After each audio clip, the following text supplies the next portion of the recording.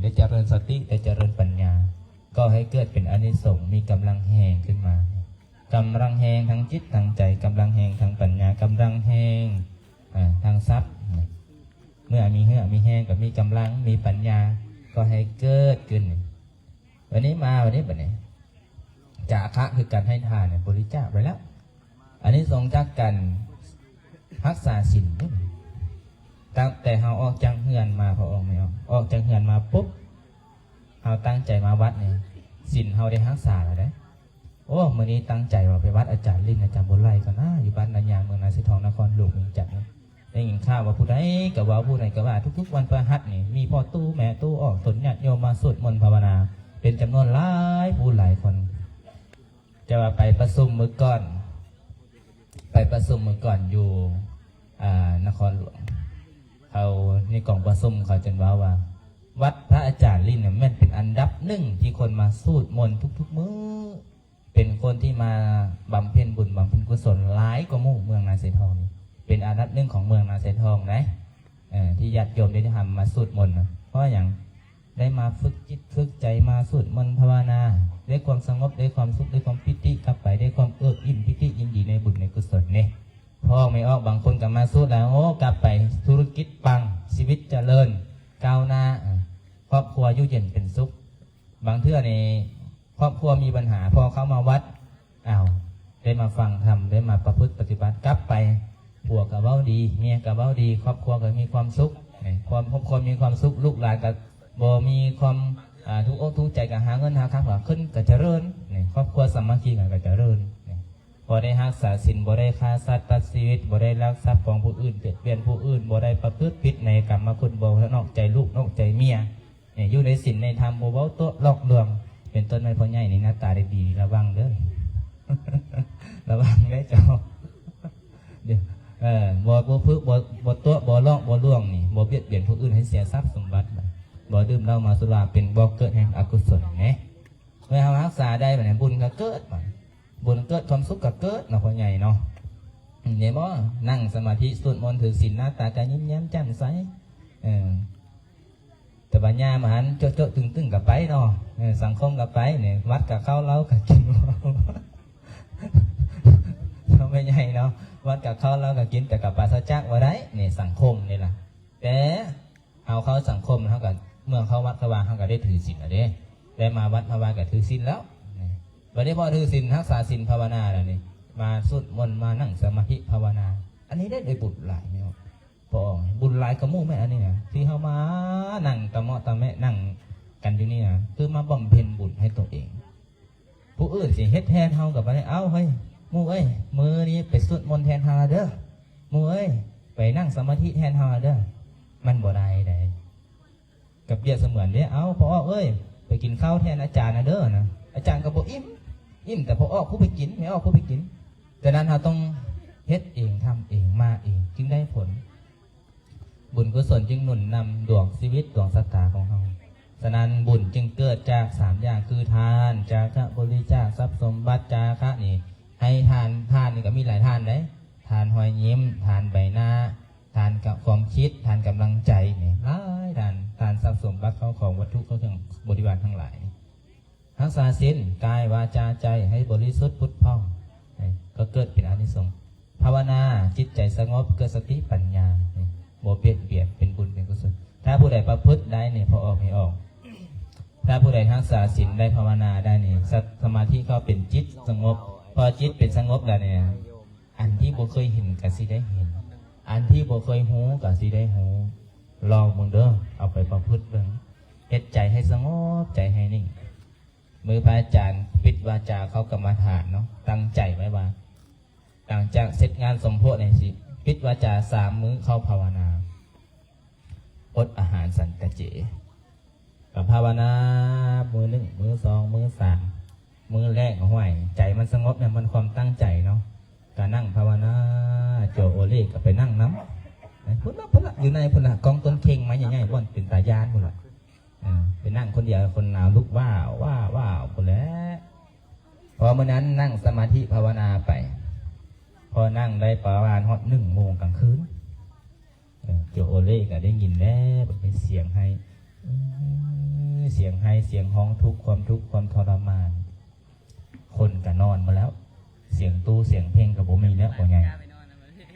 เสียงตู้เสียงดนตรีมันปี๊ดหมดละเงียบสงบละคืนนั้นเป็นมื้อ7 ค่ำคืนของมื้อ7 ค่ำก็นั่งสมาธิไปไม่ได้ผ่านไปประมาณ1 ชั่วโมงโจเล่กับอาจารย์ก็ได้ยินเสียงมันเขาห้องเขาให้ห้องทุกข์ห้องทนห้องทรมานมาพอผ่านไปได้15 นาทีพระอาจารย์ย่านจั่วย่านก็เลยแผ่เมตตาให้พอแผ่เมตตาให้สัพเพสัตตาสัทธาโหนตุอเวราโกสุขสิวิโนเนี่ยขอให้สัตว์ทั้งหลายทั้งปวงจนเป็นผู้บ่มีท่วมทุกข์บ่มีเวรบ่มีภัยจงเป็นผู้ได้มีส่วนห้อนในบุญกุศลที่ได้มาเป็นแล้วเขาก็หายไปเหมือนนั้นเสียงก็หายไป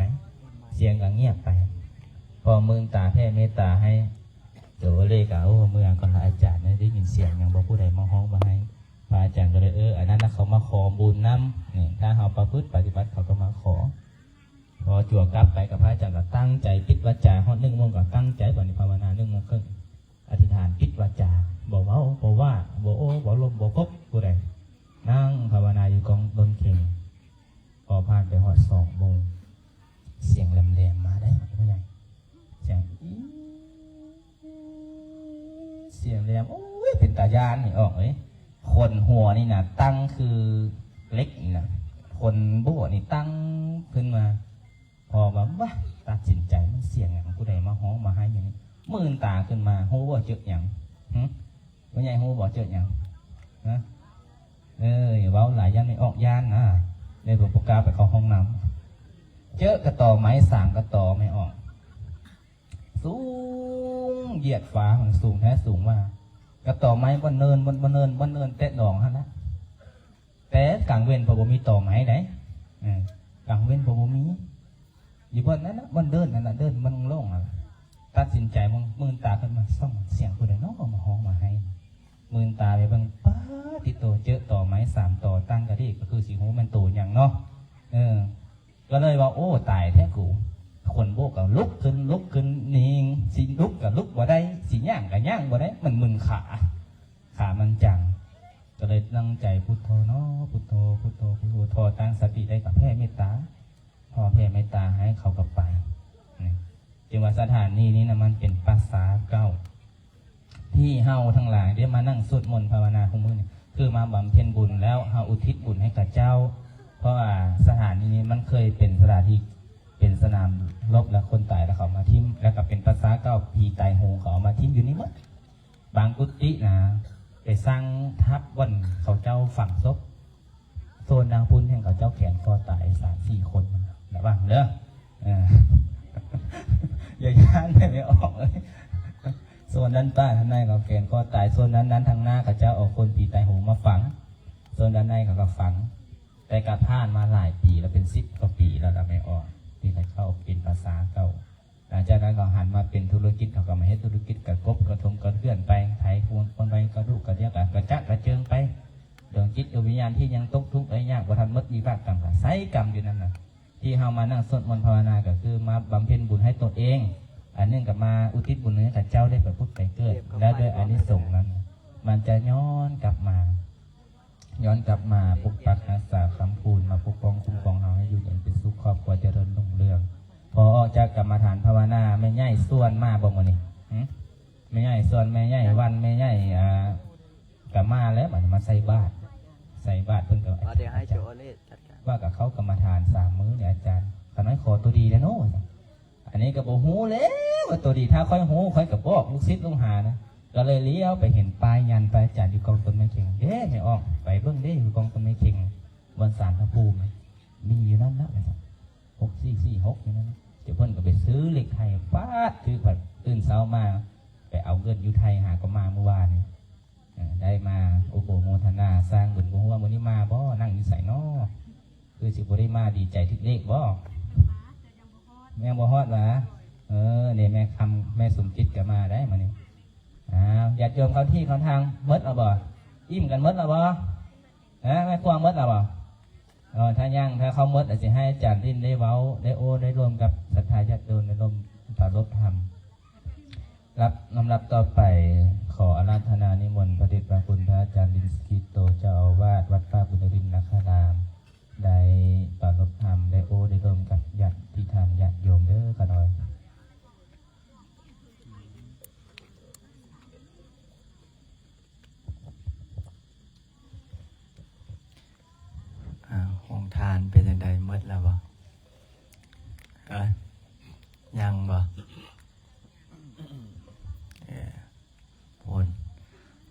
ายใหญ่นี่จับข้าวจีก้อนหนึ่ง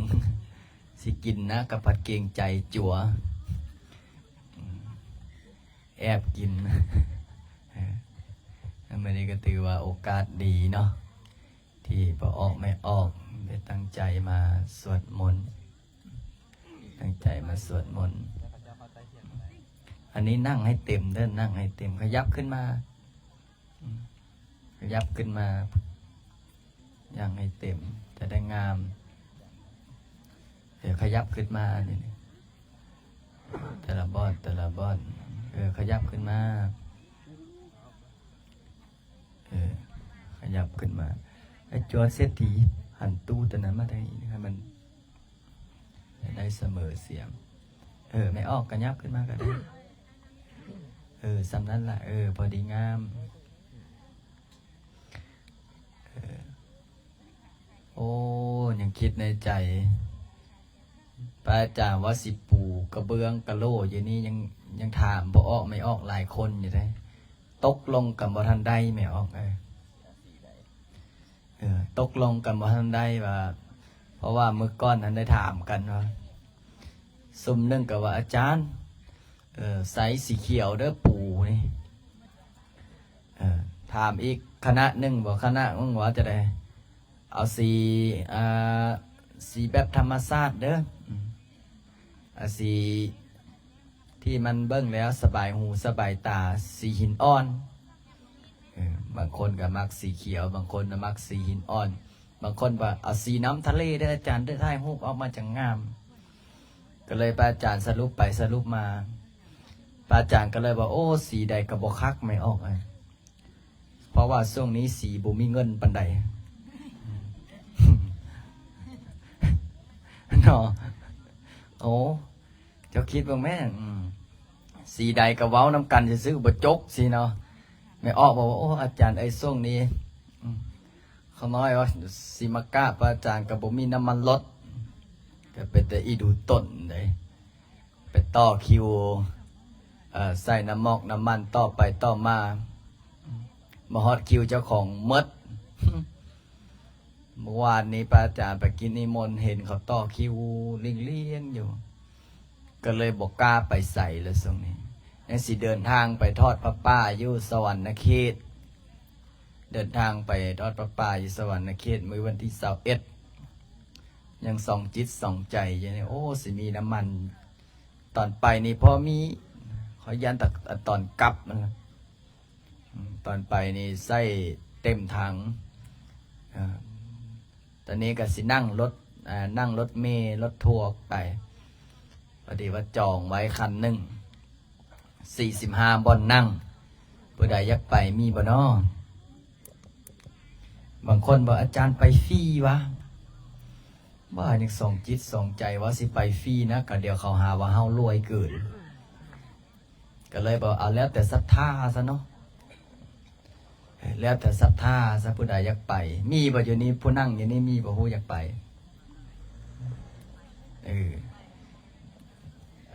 อยากไปยิ่งบ่มีเงินเขาเว้าแล้วเว้าแล้วไปนี่ผู้ใดก็อยากไป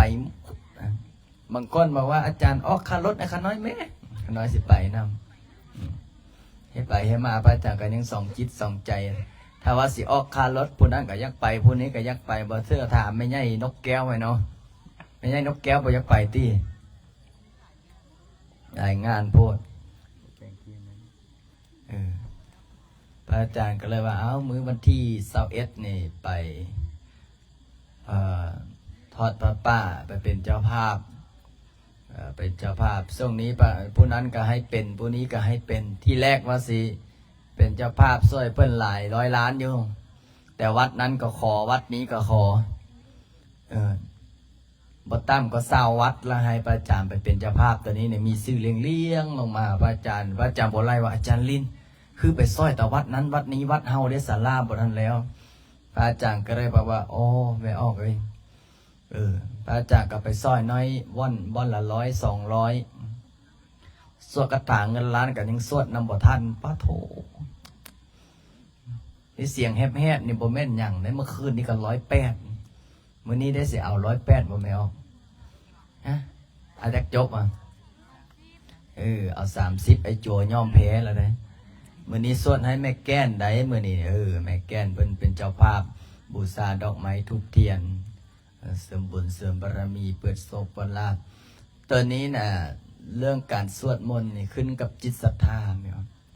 เฮาศรัทธาหลายเฮาก็ได้บุญหลายเฮาศรัทธาน้อยเฮาก็ได้บุญน้อยเฮาบ่ศรัทธาเลยคือบ่ได้บุญพระพุทธเจ้าเพิ่นว่าจะได้บุญมันอยู่ไสบุญมันอยู่ที่ใจได้แม่นบ่บุญนี่มันอยู่ที่ใจของเฮาใดพอออกไม่ออกบางคนบอกอุ้ยขาน้อยไปสวดมนต์นะพระอาจารย์ลิ้นนี่อาจารย์เพิ่นว่าบุญอยู่ที่ใจเมื่อฮอดเพิ่นเอาไว้จะได้บทสนไผนั่งสมาธิภาวนาสวดมนต์บางคนก็บอกเข้าใจว่าโอ้ถวายหลายๆจึงได้บุญอันนั้นก็มีส่วนแต่ก็บ่ได้ทำที่เฮาเฮ็ดแล้วสบายจิตสบายใจคือจังซี่ล่ะพ่อพอออกไม่ออกเพิ่นมาถวายปัจจุปัจจัยให้พระอาจารย์เนาะให้พระอาจารย์สร้างวัดสร้างวานะเขาเจ้ามาสวดมนต์ถือศีลปฏิบัติธรรมได้บุญบ่จังสิไม่ออกได้บุญนะเนาะ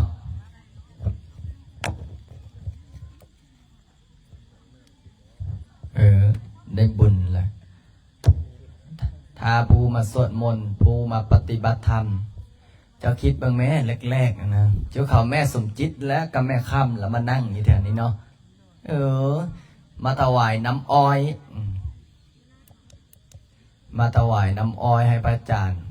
ย์จำได้มื้อนั้นแม่สมจิตแม่ค่ำกับผู้ใดอีกผู้หนึ่งในวัน3 คนนี่แหละมาถวายน้ำอ้อยตั้งแต่เช้าไม่ออกจะจำได้ซ้ำเสานะหูบ่จังโมง5 โมงเสามาทาอยู่หน้ากุฏิพระอาจารย์เบิ่งกล้องวิดีโอ3 คนนี่มันลงวัดบ่ปกติพระอาจารย์บ่ได้รับญาติโยมเลยทรงนั้นพระอาจารย์เยี่ยมเบิ่ง3 คนนี่บ่เคยเห็นหน้าจักเทื่อแต่เพิ่นก็หิ้วน้ำอ้อยย่างไปย่างมาย่างไปย่างมาอาจารย์ลิ้นเพิ่นไปทางใดเนาะพระอาจารย์ก็จักแต่ก่อนยังบ่ได้เฮ็ดแถวนี้เด้พระอาจารย์ก็เลยลงมาเจ้าเปิ้นว่าอาจารย์สั่นบ่น้ำอ้อย5 โมงเสาร์เจ้าคิดบ่ดูเอาน้ำอ้อยมาสู้นะเย็นก็เย็นพระอาจารย์ก็เลยถ้าสิว่าบ่สั่นนะก็ยันหมู่บ่เอามาถวายเนาะเฮ็ดจังได๋ก็ลองเบิ่งได้สั่นน้ำอ้อยตั้งแต่5 โมงแต่ก็นำบ่ทันมีอย่างได้แต่นี่ยังเป็นขี้ตอกขี้ตมยังเป็นขี้ฟอกขี้ฝุ่นอยู่พอสั่นปุ๊บมันนี่พอสั่นน้ำอ้อยให้เพิ่นหมด2 แก้วเพิ่นดีใจอาจารย์ก็มักน้ำอ้อยเนาะเทื่อหน้าขาน้อยสิเอามาฝากอีกเด้อพอถวายน้ำอ้อยปุ๊บพระอาจารย์ย้องว่าโอ้น้ำอ้อยนี่แซ่บเนาะเฮ็ดอยู่ไสบ่พอแต่ย้องน้ำอ้อยเพิ่นแซ่บเพิ่นว่าจะได้โอ้ขาน้อยมีปัจจัยถวาย10,000อาจารย์ฮับบ่คิดในใจโอ้ฮับตีกำลังสร้างกำลังสาแต่ก่อนเอาพญานาคมาตั้งอยู่นี่ยังบ่ทันได้เฮ็ดปานนี้พระอาจารย์เลยฮับถวายปัจจุปัจจัยแล้วก็เฮ็ดหนังสือสวดมนต์ไปมาถวาย1,000 เล่มเลยเนาะเฮ็ดหนังสือมาถวาย1,000 เล่มไม่ออกก็ใส่เต็มที่แล้วบอกว่าเด้อให้เฮ็ดหนังสือแบบนี้หน้านี้สักก็ไปเฮ็ดหนังสือแล้วก๊อปปี้มาประมาณ1,000 กว่าเล่มเฮ็ดไปให้มาเฮ็ดไปจะได้ผู้ก๊อปปี้ก็สลับซ้ายสลับขวาสลับหน้าสลับหลังก็เลยพระอาจารย์ว่าโอ้ขอกระสวดนำบ่ได้ได้อันหน้าใส่หลังอันหลังใส่หน้าเฮ็ดไปเฮ็ดมาปานนั้นหมู่ออกตนญาติโยมบางคนบ่ฮู้เด้ญาติกันเสยเพิ่นว่าโอ้หนังสือนี้จังแม่นคักว่ะพระอาจารย์ว่าโอ้บ่แม่นไม่ออกมันสลับหน้าสลับหลังนี่ได้แต่ก็ยังคล้ายมันมีรูปพญานาคมีรูปพระพุทธรูปเพิ่นก็บูชาเอามือสวดมนต์บางคนก็เอาไปแกะแล้วก็สลับใส่ไม้เพราะว่าฝาวเลยแต่ก็ยังอยู่จำนวนยังอีกประมาณ 200-300 หัวเอาไว้ถ้ามีงานกับสวดอันนั้นก็คือหนังสือสวดมนต์พระอาจารย์ว่าโอ้พอไม่ออกมาสวดมนต์สวดกระถางเงินล้าน เออวัดพระอาจารย์นิยมให้สกถางกันล้านบางคนเอาโอ้อาจารย์วัดอาจารย์เจริญไวเนาะว่าสันบางคนก็ถามเด้พระอาจารย์ก็เลยบอกโอ้มันเจริญไวย้อนเฮาสวดมนต์ย้อนเฮานั่งสมาธิย้อนเฮาภาวนาเมื่อนี้กับคณะทางนครหลวงก็ลงมาเยี่ยมมายามเขาเจ้าก็มาเบิ้งสถานที่โอ้บ่าเขาว่าจังไดตอนมาแรกๆเนี่ยบ่คิดว่าสิเป็นวัดอาจารย์ตอนมาแรกๆเนี่ยบ่คิดสิเป็นวัดขนาดย่างมาในนี่เนี่ยยังได้ลอดหัวเขาแต่มาคู่มือนี่ป้าเจริญหุ่งเฮืองเขาน้อยยกมืออนุโมทนาสาธุบุญนำเด้ออันนี้ผู้บ่มีเงินบริจาคผู้บ่มีเงินช่วยเขาก็ยกมือสาธุเขาบอกว่าถ้ามีเรื่องเอกสารให้พวกเขาน้อยซอยพวกเขาน้อยก็ซอยเต็มที่นี่บุญกุศลนะไม่ออกพระอาจารย์ยังบอกบุญกุศลเนี่ยมันเกิดขึ้นจากจิตจากใจของเฮาเกิดขึ้นจากจิตจากใจของเฮาถ้าใจจิตใจของเฮาปราศจากความโกรธความโลภความหลงปราศจากโทสะโมหะแล้วเป็นบุญเป็นกุศลอย่างเมื่อนี้แหละพระอาจารย์สิพานั่งสมาธิพาสวดมนต์พาไหว้พระหับศีลสวดมนต์เสริมบุญเสริมบารมีให้เจ้าของได้ว่าเรื่องเฮ็ดพิธีอันนี้นะพาสวดมนต์ตอนแรกแล้วก็จุดธูปมีเมื่อก่อนอันนั้นไม่ออกหนึ่งเราเฮ็ดธุรกิจ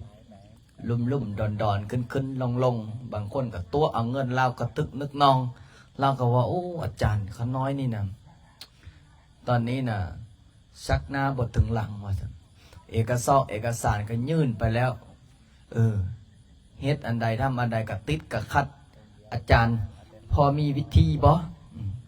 พระอาจารย์ก็เลยว่าเอาก็มีแต่วิธีเดียวนั่นแหละสวดมนต์ลองบ่ดูพระอาจารย์ก็เลยว่าถ้าสวดมนต์อย่างเดียวคือสิบ่ขังเฮ็ดจังไดพระอาจารย์ก็ให้เขียนชื่อนามสกุลใส่เทียนพระอาจารย์ก็สวดนั่งสวดภาวนาสัมปัจจิสามินาสังสีโมพรหมาจะมหาเทวาสวดจนเทียนหมดแล้วก็อธิษฐานญาตินำภาวนาเสริมบุญเสริมบารมีเจ้ากรรมนายเวรมาโจมฮับจับเอาซึ่งบุญซึ่งกุศลพอผ่านไปประมาณเดือนหนึ่งซื้อรถมาแล้วได้ปะเนี่ยอาจารย์เมาได้ผลดีขนาดมาเพิ่นขาน้อยได้ขายค้าขายก็เฮงมาอันเงินเขาเป็นหนี้เป็นสินก็เอามาคืนพระอาจารย์เกิดปาฏิหาริย์ในที่นี่แหละพระอาจารย์เนี่ยว่าปาฏิหาริย์มีจริงถึงคิวคุณโยมแล้วนะโอ้หลายคนก็มาขอพรนะพระอาจารย์ว่าอาจารย์รัดคิวให้ข้าน้อยได้พระอาจารย์ก็เลยว่าคิวไปทางใดอีกเพื่อนว่ายักถึกเลขมันถึกง่ายปานนั้นพุทธิบ่แม่ไม่ใหญ่จันฟองได้เนาะไม่ใช่จันฟองเพิ่นมีโชค400-500 ล้านเพิ่นก็มาถวายพระอาจารย์50 ล้านเนี่ยผู้เพิ่นมีโชคผู้เพิ่นมีลาภแต่พอออกไม่ออกบางคนนี่ก็ตั้งจิตตั้งใจด้านธุรกิจการเงินการงานบางคนนี่ก็เฮ็ดเกี่ยวกับธุรกิจห้องแฮมบางคนก็เฮ็ดธุรกิจค้าขายปั๊มน้ำมันแต่เวลาพระอาจารย์ไปใส่ก็ใส่ให้พระอาจารย์แดบ่แม่นไปฮอดแล้วยังปิดเวลาพระอาจารย์ไปใส่น้ำมันรถนี่เห็นรถพระอาจารย์แล้วยังบอกขายตูนี่ให้จะได้มาวัดก็คือกันเจ้าสิมามัดเขียนเขากระทาอยู่นั่นแหละแห่งมักมาวัดพระอาจารย์คือแม่ใหญ่เมื่อวานนี่เนาะชื่อแม่มุกดาเราฟังอยู่นะแม่มุกดาเนาะมาติดยันพระอาจารย์ติดยันสติกเกอร์ปุ๊บแล้วก็เมื่อแล้วก็น่ะขี่รถเมื่อรถที่เตรียมที่ใส่น้ำมันน่ะเลี้ยงแต่ละปั๊มเพราะเราปั๊มเราไปขี่ฮอตแถวไอเต็กนี่แหละคนที่จอดเลี้ยงเราวันนี้เราก็เลยอธิษฐานยันอาจารย์ลิ้นศักดิ์สิทธิ์ขอให้เขาเปิดปั๊มไปฮอตพอดีเราเอี้ยวเขาไม่ออกเขาก็เปิดปั๊มให้เราใส่แล้ววะมื้อนี้เราก็มามื้อนี้บ้าอาจารย์เลยขังขนาดพระอาจารย์บอกแม่มันขังมันฟุกซื่อมันฟุกซื่อเราบอกโอ้จะได้กับขังละอาจารย์เลยหลายปั๊มมันรอกันเยอะปั๊บเขาน้อยไปฮอดแล้วได้ไข่ได้ไส้ก่อนมู่มดแล้วเขาก็ปิดเลยแบบนั้นก็เลยเราว่าเราเล่าก็คือได้คนบางคนปักเซเนาะเสียงประเสียงสำเนียงปักเซปักเซเป็นคนเวียดนะน่าจะสำเนียงคนเวียด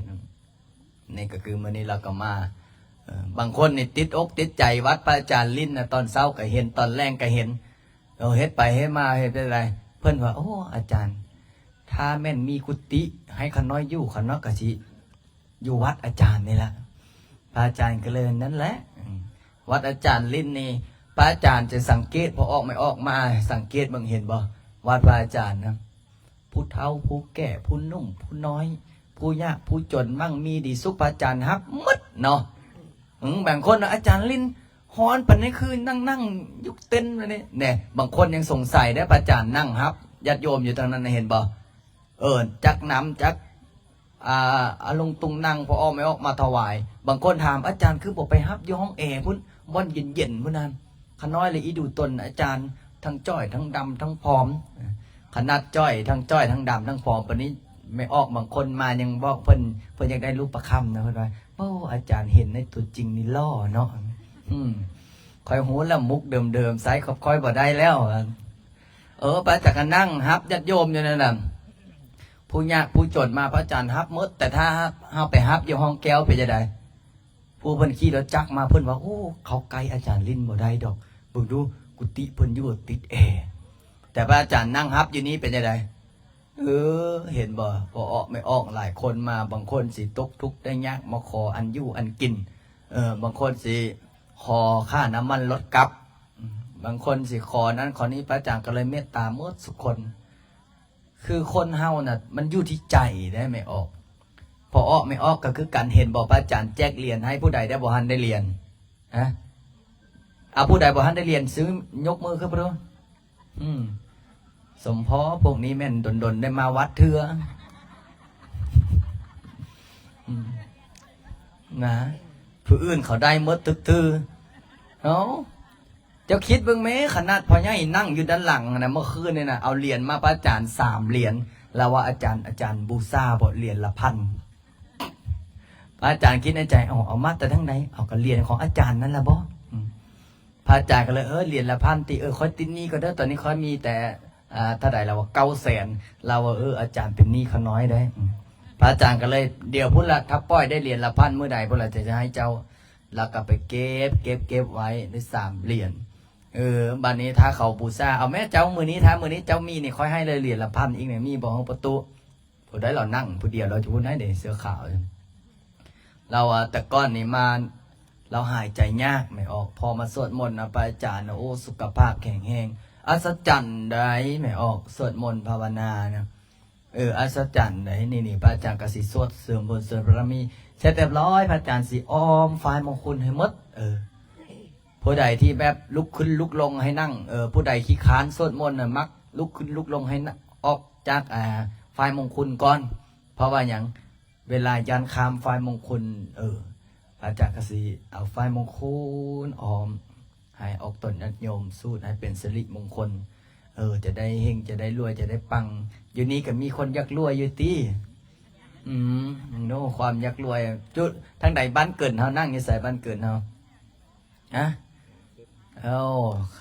นั่งคณะบ้านเกิดเพิ่นว่าตั้งใจมาเอาเหรียญนะพระอาจารย์ได้ว่าซั่นได้แต่เหรียญท้าวเวสสุวรรณก่อนเด้อบางคนก็ถามหายพระอาจารย์นี่ได้อาจารย์ขน้อยกับลูกศิษย์อาจารย์คือบ่เฮ็ดเพื่อให้ขน้อยแน่พระอาจารย์คิดในใจค่อยก็เฮ็ดเพื่ออยู่เฮ็ดหมดหลายล้านบาทพระอาจารย์แจกฟรีเฮ็ดหมดหมื่นประมาณรวมๆ10,000 เหรียญไม่ออกเจ้าคิดเบิ่งไหมบ่พอบางคนก็ถามโอ้ยเสียดายขน้อยยังบ่ทันได้ซ้ำอาจารย์เลย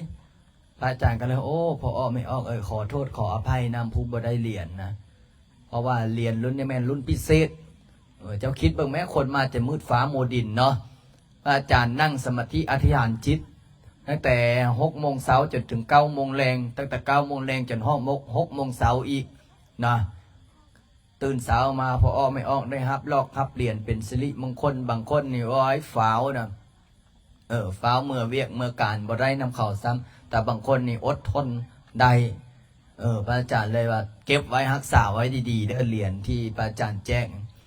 ตอนพระอาจารย์ให้นี่พระอาจารย์แจกฟรีแต่อนาคตข้างหน้านี่เห็นบ่ยกตัวอย่างนี่พอตู้นั่นเนี่ย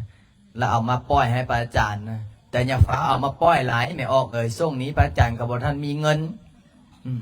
บ่แม่นว่าแจกไป10,000 เหรียญเอามาป้อยให้พระอาจารย์หมดทุกเหรียญละพันพอดีละเอาไปตะดินวัดไปจ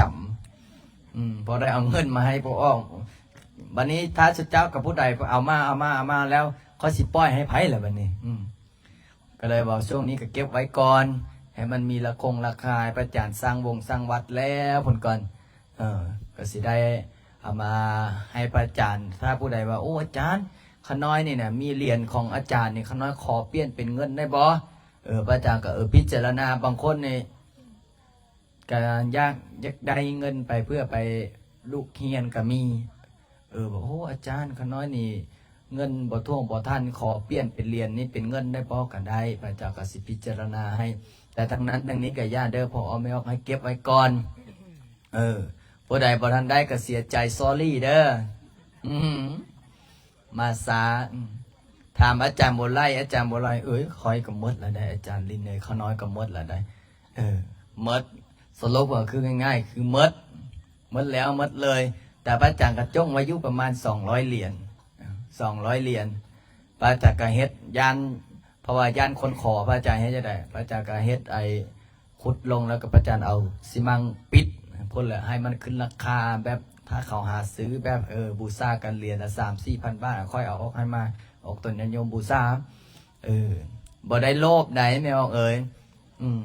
บางคนถามว่าคือพระอาจารย์ว่ามดคือบ่แจ้งให้กันน้อยเมื่อนี้แหละว่าพระอาจารย์ว่าสิแจ้ง50 เหรียญเราเห็นในที่คลิปวิดีโอไม่ออกพระอาจารย์ว่าเมื่อนี้ผู้ใดสิอยากได้เหรียญให้มาเอาเด้อหลายคนเลยมาทาตั้งแต่6 โมงเช้าคนน่ะพระอาจารย์ตื่นมาไม่ออกมาอย่างแต่เช้าอาจารย์บอกว่า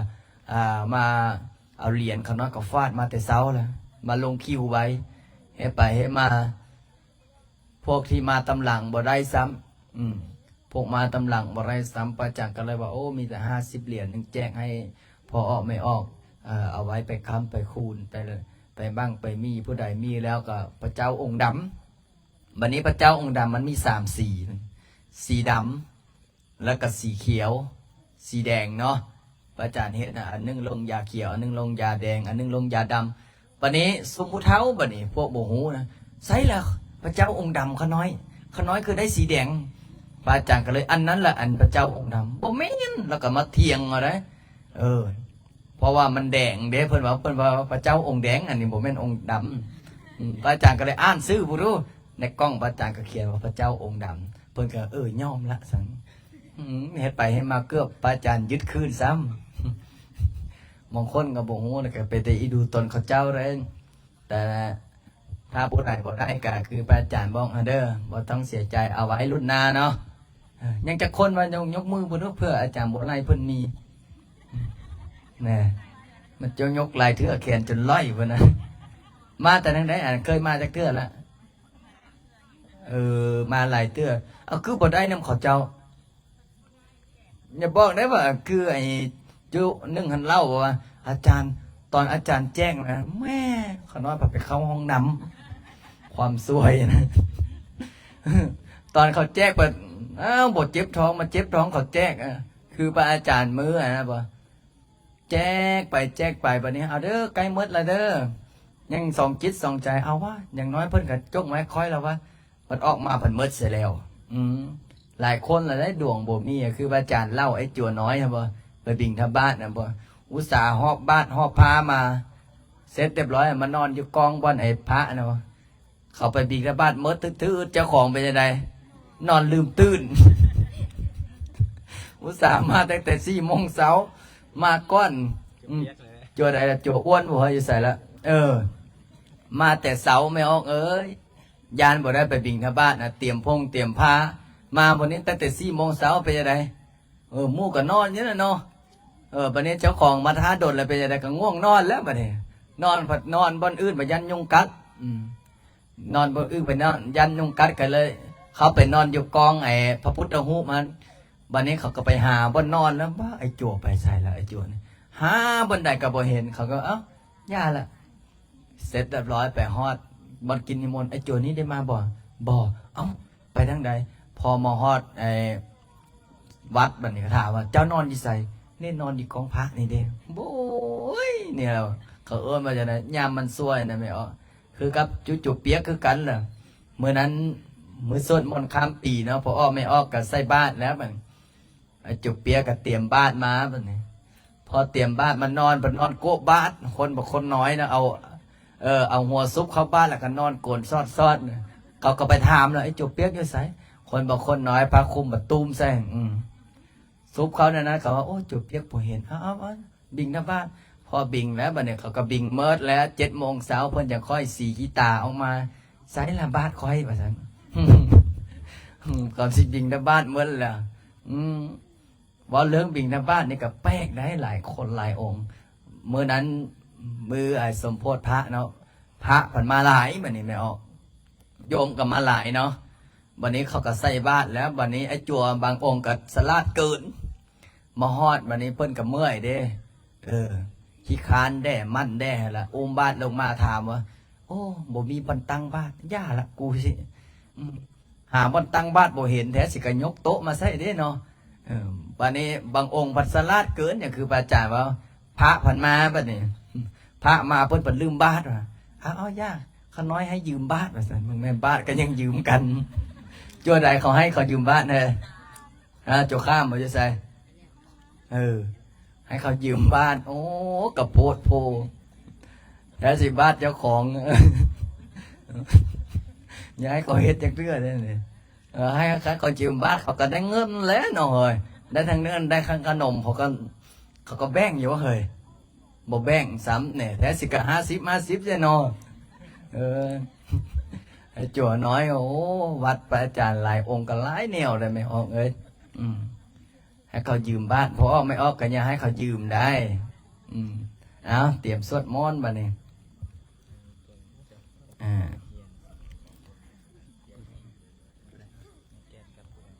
วันนี้ผู้ใดได้เป็นเจ้าภาพบูชาเทียนหลักๆกับแม่แก้นแล้วเมื่อนี้นะเป็นเจ้าภาพถวายปัจจุปัจจัยบูชาเทียนบูชาพระพุทธบูชาพระธรรมเสริมบุญเสริมบารมีได้เบื้องก่อนอันนี้อ่านซื้อก่อนนะนางไม่เกือว่างแอนนี่อันนี้เจ้าภาพยังอันนี้อยู่บ้านนางไอเขียนวันเดินเขียนอายุมาพร้อม23 ปีกับ25อันนี้เจ้าภาพมงทานอันนี้ไม่ออกแถวเงินบ่ชามนตรีแล้วก็แม่ออกมณีจันทร์พร้อมด้วยครอบครัวยติพี่น้องสายบุญจากบ้านเกินมาถวายเฮ็ดนงทาน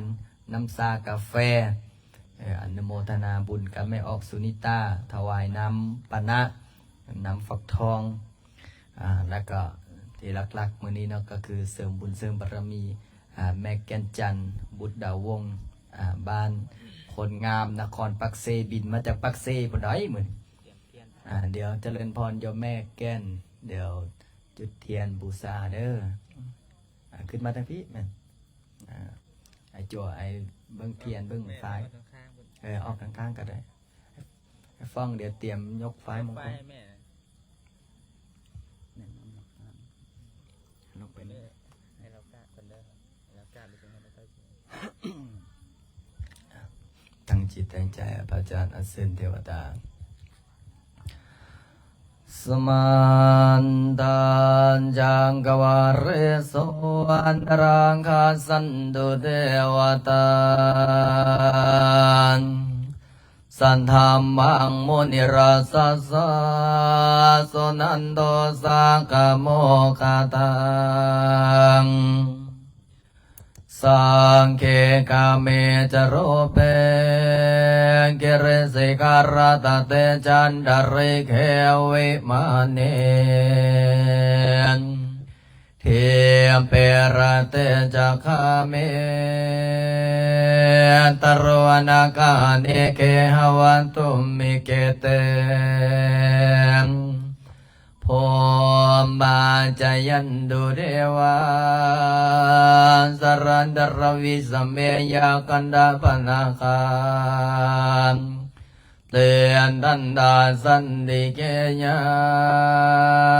งมุนิวรวจนังสาธโวเมสุนันตุธรรมสวนาคโรยัมปตันตาธรรมสวนาคโรยัมปตันตาธรรมสวนาคโรอายัมปตันตา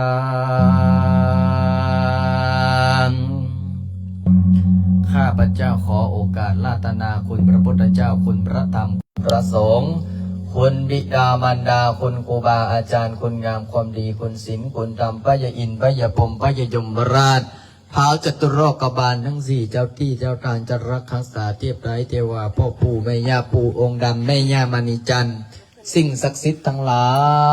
ย16สันฟ้า10อาสันดินพระยาอินทร์พระยาพรหมพระยายมราชท้าวจตุโลกบาลทั้งสี่เจ้าที่เจ้าทางจะรักษาเจ้าดินจะรอนจะตอนจะนาเขตสถานที่นี้จงมาห้องอนุโมทนาสาธุการไหว้พระหับศีลสวดมนต์ภาวนาเสริมบุญเสริมบารมีขอให้สิ่งศักดิ์สิทธิ์ทั้งหลายมาร่วมบุญร่วมกุศลสวดมนต์ถือศีลปฏิบัติธรรมมาแผ่บุญมาแผ่บารมีมาฮับบุญฮับบารมีเจ้ากรรมในเวรสิ่งศักดิ์สิทธิ์ทั้งหลายหากว่าข้าพเจ้าทั้งหลายยังติดยังคัดเรื่องการเงินการงานก็ขอให้ราบลื่นราบไหลขอให้ข้าพเจ้าทั้งหลายมีความสุขมีความเจริญสุขกายสบายใจ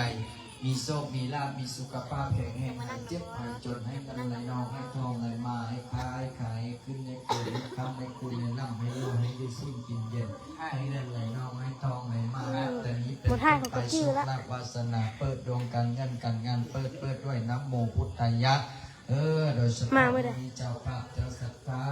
ได้มาเป็นเจ้าภาพบูชาดอกไม้ทุกเทียนเจ้าปู่เจ้าย่าโยมแม่แก้มจันทร์บุตรดาววงพร้อมออกผลญาติโยมทั้งหลายที่ได้มาสวดมนต์คือสิ่งปฏิบัติธรรมให้พ่อปู่แม่ย่าเปิดโชคเปิดราภเปิดวาสนาเปิดบารมีเปิดดวงสตาเศรษฐีเปิดดวงการเงินการงานให้ออกผลญาติโยมทั้งหลายซื้อได้ขายมันซื้อจุดขายแพงซื้อมือแรงขายมือเศร้าให้ได้เงินเต็มกระเป๋าเฮงๆรวยๆปังๆทุกคนทุกท่านด้วยเถิดสาธุเยเมนาสักกาเลนะตังพุทธังอภิปุชยามะอะระหังสัมมาสัมพุทโธภะคะวาพุทธังภะคะวันตังอภิวาเทมิเยเมนาสักกาเลนะตังธัมมังอภิปุชยามะสวากขาโตภะคะวะตาธัมโมธัมมังนัมสสามิอิมินาสักการะตังสังฆังอภิปุชยามะสุปฏิปันโนภะคะวะโตสังฆังสังฆังนามามินะโมตัสสะภะคะวะโตอะระหะโตสัมมาสัมพุทธัสสะนะโมตัสสะภะคะวะโตอะระหะโตสัมมาสัมพุทธัสสะนะโมตัสสะภะคะวะโตอะระหะโตสัมมาสัมพุทธัสสะนะโมตัสสะภะคะวะโตอะระหะโตสัมมาสัมพุทธัสสะพุทธังสรณังคัจฉามิธัมมังสรณังคัจฉามิสังฆังสรณังคัจฉามิทุติยมปิพุทธังสรณังคัจฉามิทุติยมปิธัมมังสรณังคัจฉามิทุติยมปิสังฆังสรณังคัจฉามิตติยมปิพุทธังสรณังคัจฉามิติยมปิธัมมังส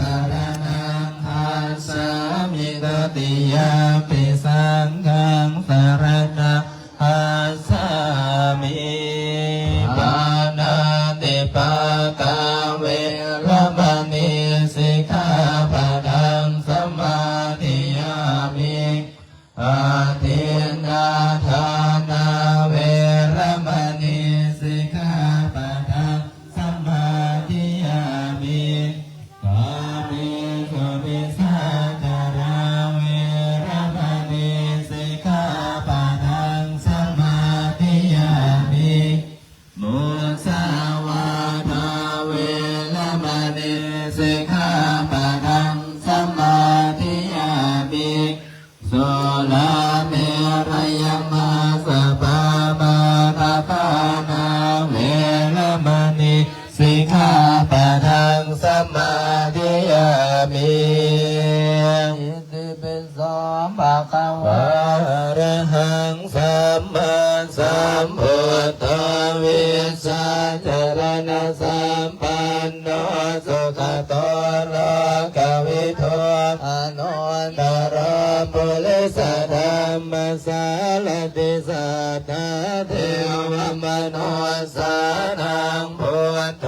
ภะคะวะติสวากขาโตภะคะวะตาธัมโมสันติริโกอาการิโกเอหิปัสสิโกโอปะนะหิโกปัจจตังเวทิตาโพเวนโยหิติโสปฏิปันโนภะคะวะโตสาวกสังโฆอุสุปฏิปันโนภะคะวะโตสาวกสังโฆญาญาปฏิปันโนภะคะวะโตสาวกสังโฆสามีจิปฏิปันโนภะคะวะโตสาวกสังโฆยติทางจัตตาลิปุริสายุคานิอาตาปุริสาบุคคลาเอสะภะคะวะโตสาวกสังโฆอาหุนายโยปาหุนายโยภาคินายโยอันสริการณิโย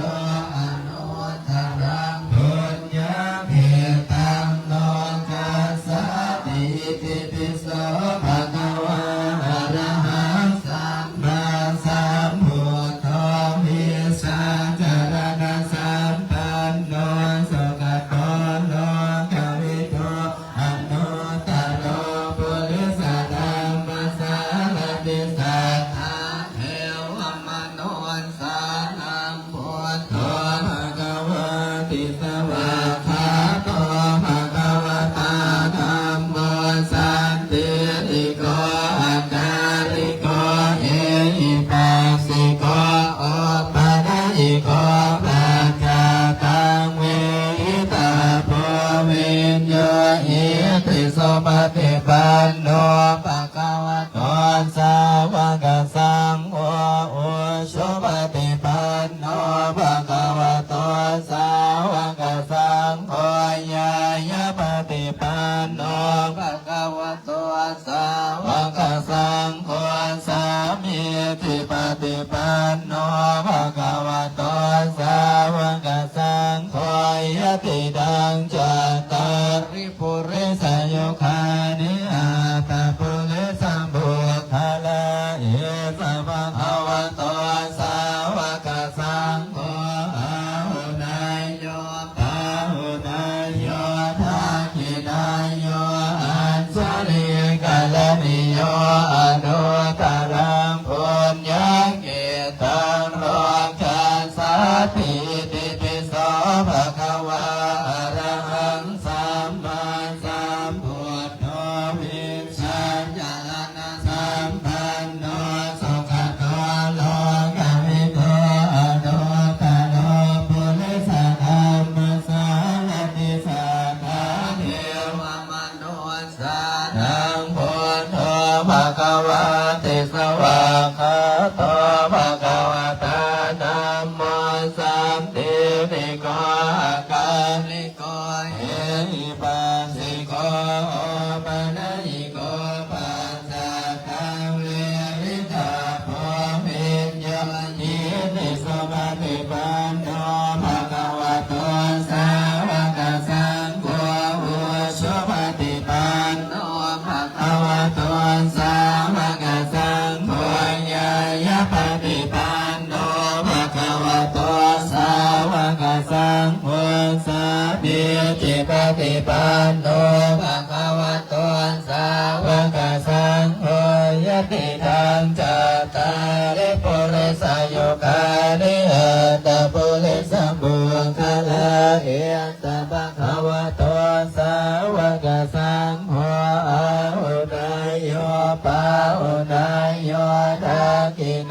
โยอัญชริการณิโยอนุตตรังปุญญเกตังโลกาสาติติปิโสภะคะวะอะระหังสัมมาสัมพุทโธวิชาจารณะสัมปันโนสุขโตโรกวิโทอนุตตโรปุริสธัมมสารติสันทาเทวมนุสสานังพุทโธภะคะวะติสวากขาโตภะคะวะตาธัมโมสันติติโกอาคาลิโกเอหิปัสสิโกโอปะนะยิโกปัจจตังเวทิตาโพวิญญาหิติสมัติปันโนภะคะวะโตสาวกสังโฆสุปฏิปันโนภะคะวะโตสาวกสังโฆญายปฏิปันโนภะคะวะโตสาวกสังโฆสามีจิปฏิปันโนภะคะวะโตสาวกสังโฆยติตังจัตตาลิปุริสายุปานิอาตาภริสะโมคาลาเอกนัสสะภะคะวะโตสาวกสังโฆอาหุนายโยปาหุนายโยทักขินายโยอัญชริกรณิโยอนุตตรังปุญเกตังโลกาสาติติปิโสภะคะวะอะระหังสัมมาสัมพุทโธวิชาจารณะสัมปันโนสุขโตโลกวิโทอนุตตโรปุริสธัมมสารติสัทธาเทวมนุสสานังพุทโธภะคะวะติสวากขาโตภะคะวะตาธัมโมสัมปิติโกอาคาลิโกเอหิปัสสิโกโอมะระยิโกปัจจตังเวทิตาโพวิญโยหิติโสปฏิปันโนภะคะวะโตสาวกสังโฆอุชุปฏิปันโนภะคะวะโตสาวกสังโฆญายปฏิปันโนภะคะวะโตสาวกสังโฆสามีจิปฏิปันโนภะคะวะโตสาวกสังโฆยติดังจัตตาริปุริสายุคานิอาตาปุริสโมคาลาเอสะภะคะวะโตสาวกสังโฆอาหุนายโยปาหุนายโยทักขินายโยอัญชลิกรณิโยอนุตตรังปุญญเกตังโลกาสาติติปิโสภะคะวะอะระหังสัมมาสัมพุทโธวิชาจารณะสัมปันโนสุขโตโลกวิโทอนุตตโรปุริสธัมมสารติสัทธาเทวมนุสสานังพุทโธภะคะวะติสวากขาโตภะคะวะตาธัมโมสันติติโกอาคาลิโกเอหิปัสสิโกโอปะนะยิโกปัจจตังเวทิตาโพวิญโยหิติโสปฏิปันโนภะคะวะโตสาวกสังโฆอุชุปฏิปันโนภะคะวะโตสาวกสังโฆญายปฏิปันโนภะคะวะโตสาวกสังโฆสาธิจิปฏิปันโนภะคะวะโตสาวกสังโฆยติดังจัตตาริปุริสายุคานิอาตาปุริสโมคาลาเอสะภะคะวะโตสาวกสังโฆอาหุนายโยปาหุนายโยทักขินายโยอัญชริกรณิโยอนุตตรังปุญญเขตังโลกาสาติติปิโสภะคะวะอะระหังสัมมาสัมพุทโธวิสาจารณะสัมปันโนสุขโตโลกวิโตอนุตตโรปุริสธัมมสารติสัทธาเทวมนุสสานังพุทโธภะคะวะติสวากขาโตภะ คะวตาธัมโมสันติติโกอาการิโกเอหิปัสสิโกโอปนัยโกปัจจตังเวริตาโพมิญโยหิติสุปฏิปันโนภะคะวะโตสาวกสังโฆโอสุปฏิปันโนภะคะวะโตสาวกสังโฆยายะปฏิปันโนภะคะวะโตสาวกสังโฆสามีจิปฏิปันโนภะคะวะโตสาวกสังโฆยะติทังจัตตาริปุริสยุคานิอัตตปุริสัมโภคาลาเอสะภะคะวะโตสาวกสังโฆอาหุนายโยปาหุนายโยทักขินายโยอัญจริกาลนิโยอนุตตรังปุญญคือตังโลกาสาธิติปิโสภะคะวะอะระหังสัมมาสัมพุทโธเวชาจารณสัมปันโนสุขโตโลกวิโตอนุตตโรปุริสธรรมปสารติสัทธาเทวมนุสานังพุทโธภะคะวะติสวากขาโตภะคะวะตาธัมโมสันติติโกอาการิโกเอหิปัสสิโกปัจจตังเวทาโพวิญโยหิติสุปฏิปันโนภะคะวะโตสาวกสังโฆสุปฏิปันโนภะคะวะโตสาวกสังโฆญาณปฏิปันโนภะคะวะโตสาวกสังโฆสามีจิปฏิปันโนภะคะวะโตสาวกสังโฆยะติยังจัตตาริปุริสยุคานิอัตตปุริสัมโภคลาเอสะภะคะวะโตสาวกสังโฆอาหุนายโยปาหุนายโยทักขินายโยอัญชริกรณิโยอนุตตรังปุญญเกตังโลกาสาติติปิโสภะคะวะอะระหังสัมมาสัมพุทโธเวสาจารณสัมปันโนสุขโตโลกวิทูอนุตตโรปุริสธรรมสังฆติสัทธาเทวมนุสานังบุญโตภะคะวะติสวากขาโตภะคะวะตาธัมโมสันติติโกอาการิโกเอหิปัสสิโกโอปนัยโกปัจจตังเวริตาโพวิญโยหิติสุปฏิปันโนภะคะวะโตสาวกสังโฆโอสุปฏิปันโนภะคะวะโตสาวกสังโฆญาณปฏิปันโนภะคะวะโตสาวกสังโฆยะตินังจัตตาริปุริสยุคานิอัตตปุริสัมโภคลาเอสะภะคะวะโตสาวกสังโฆอาหุนายโยปาหุนายโยทักขินายโยอัญชริกรณิโยอนุตตรังปุญญเขตังโลกาส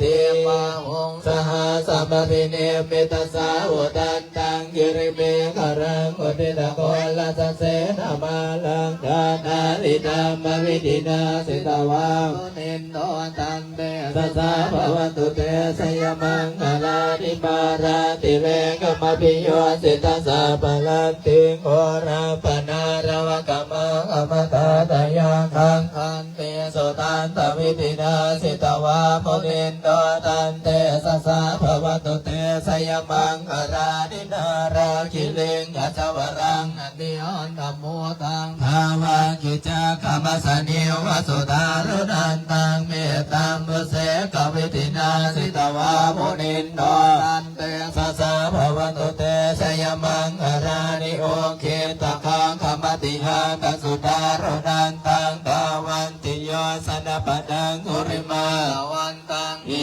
ติปิสังฆธรรมโนสิตาวามุนินโตตันเตสัสสะภวันตุเตสยมังคลานิกาตวานากาธรรมุตรังยวะคัมปินิยาจิตจายตุนวจนังสนกายมังเสตันเตนะโสมวิธินาสิตาวามุนินโตตันเตสัสสะภวันตุเตสยมังคลานิสัจจังวิหายมติสัจจวาระเกตงวาดาปิโรปิตมนังอธิยาตปุตังปัญญาปฏิปัจจลิโตสิตาวามุนินโตตันเตสัสสะภวันตุเตสยมังคลานินันโตปนันตปุสกังวิพุทังมหิติโมเตนะเทละปุสเกนะธรรมาปยันโตอิโตปเตสวิธินาสิตาวามุนินโตตันเตสัสสะภวันตุเตสยมังคลานิคาหิ ทิธีพุสเขนะสุตหาทังพระมังวิสุติสุติเมติปกาปิดานังญาณากเตนะวิธินาสิตวามุนินโตตันเตสัสสะภวตุเตสยมังอารณีตาปิพุทธสยมังอลาตะคาทายโยวาจโนอินะอิเนสารเตมดันเตอิตวานันเนกวิวิตานิจุปาตวานิโมขังสุขังอธิกมายนโรสปัญโยอังกรณิกรนาโทอิตายสัพปะนินางโพเรตวาปารมิสัพพะปันตัวสัมโพธิโมทมังเอเตนะสัจวัสเสนะโหตุเตสยมังคาราชยันโตโพธิยามุเรสัพยานันนันติวัตโนเอวังตวังวิทโยโหอิสยาสุสยมังคะเรอภราจิตปันลังเกเตเตปนวิโภคาเลอภิเศษเจตาภโมทานังมังคาปันโตภโมทติสุนาคังคังสมังอราสมาภาพังสุโหติตังสุขโนสมโหโตเจสุยิตังพระมจาริสุปรากินังกายกรรมังวาจากรรมังปรากินังปรากินังมโนกรรมังปณิเตเตปรากินาปรากินานิกาตวานรพันตเทปรากิเนปุรปารกนิปะโพธะตนังปุรภาเรสมิกะดัมเมตังปุรภาลสมิปะสังฆานังทุกขโรภะพยังอมิวันเชเยสัพพะโลสัพพะโสสัพพะโลสัพพะภัยสัพพะโคชะเนียจันไมอมิวันเชเยสัพพะทานังสัพพะลาภังอภวันตุเมราคันตุสุราคันตุอาคันเนรัสมิปะโพธะกุณังอาคันเนรัสมิปะทัมเมตังอาคันเนรัสมิปะสังฆานังทุกขโรกะพยังอมิวันใจเยสัพพะโพสัพพะโสสัพพะโลสัพพะภัยสัพพะโคสะเดียจังไลอมิวันใจเยสัพพะทานังสัพพะราภังอภวันตุเมราคันตุสุราคันตุการศิลลสมิพระพุทธกุณังการศิลลสมิพระรัมเมตังการศิลลสมิพระสังฆานังทุกขโรภะพยังอมิวันใจเยสัพพะโลสัพพะโสสัพพะโลสัพพะภัยสัพพะโคสะเดียจังไลอมิวันใจเยสัพพะทานังสัพพะราภังอภวันตุเมราคันตุสุราคันตุหรดีรัส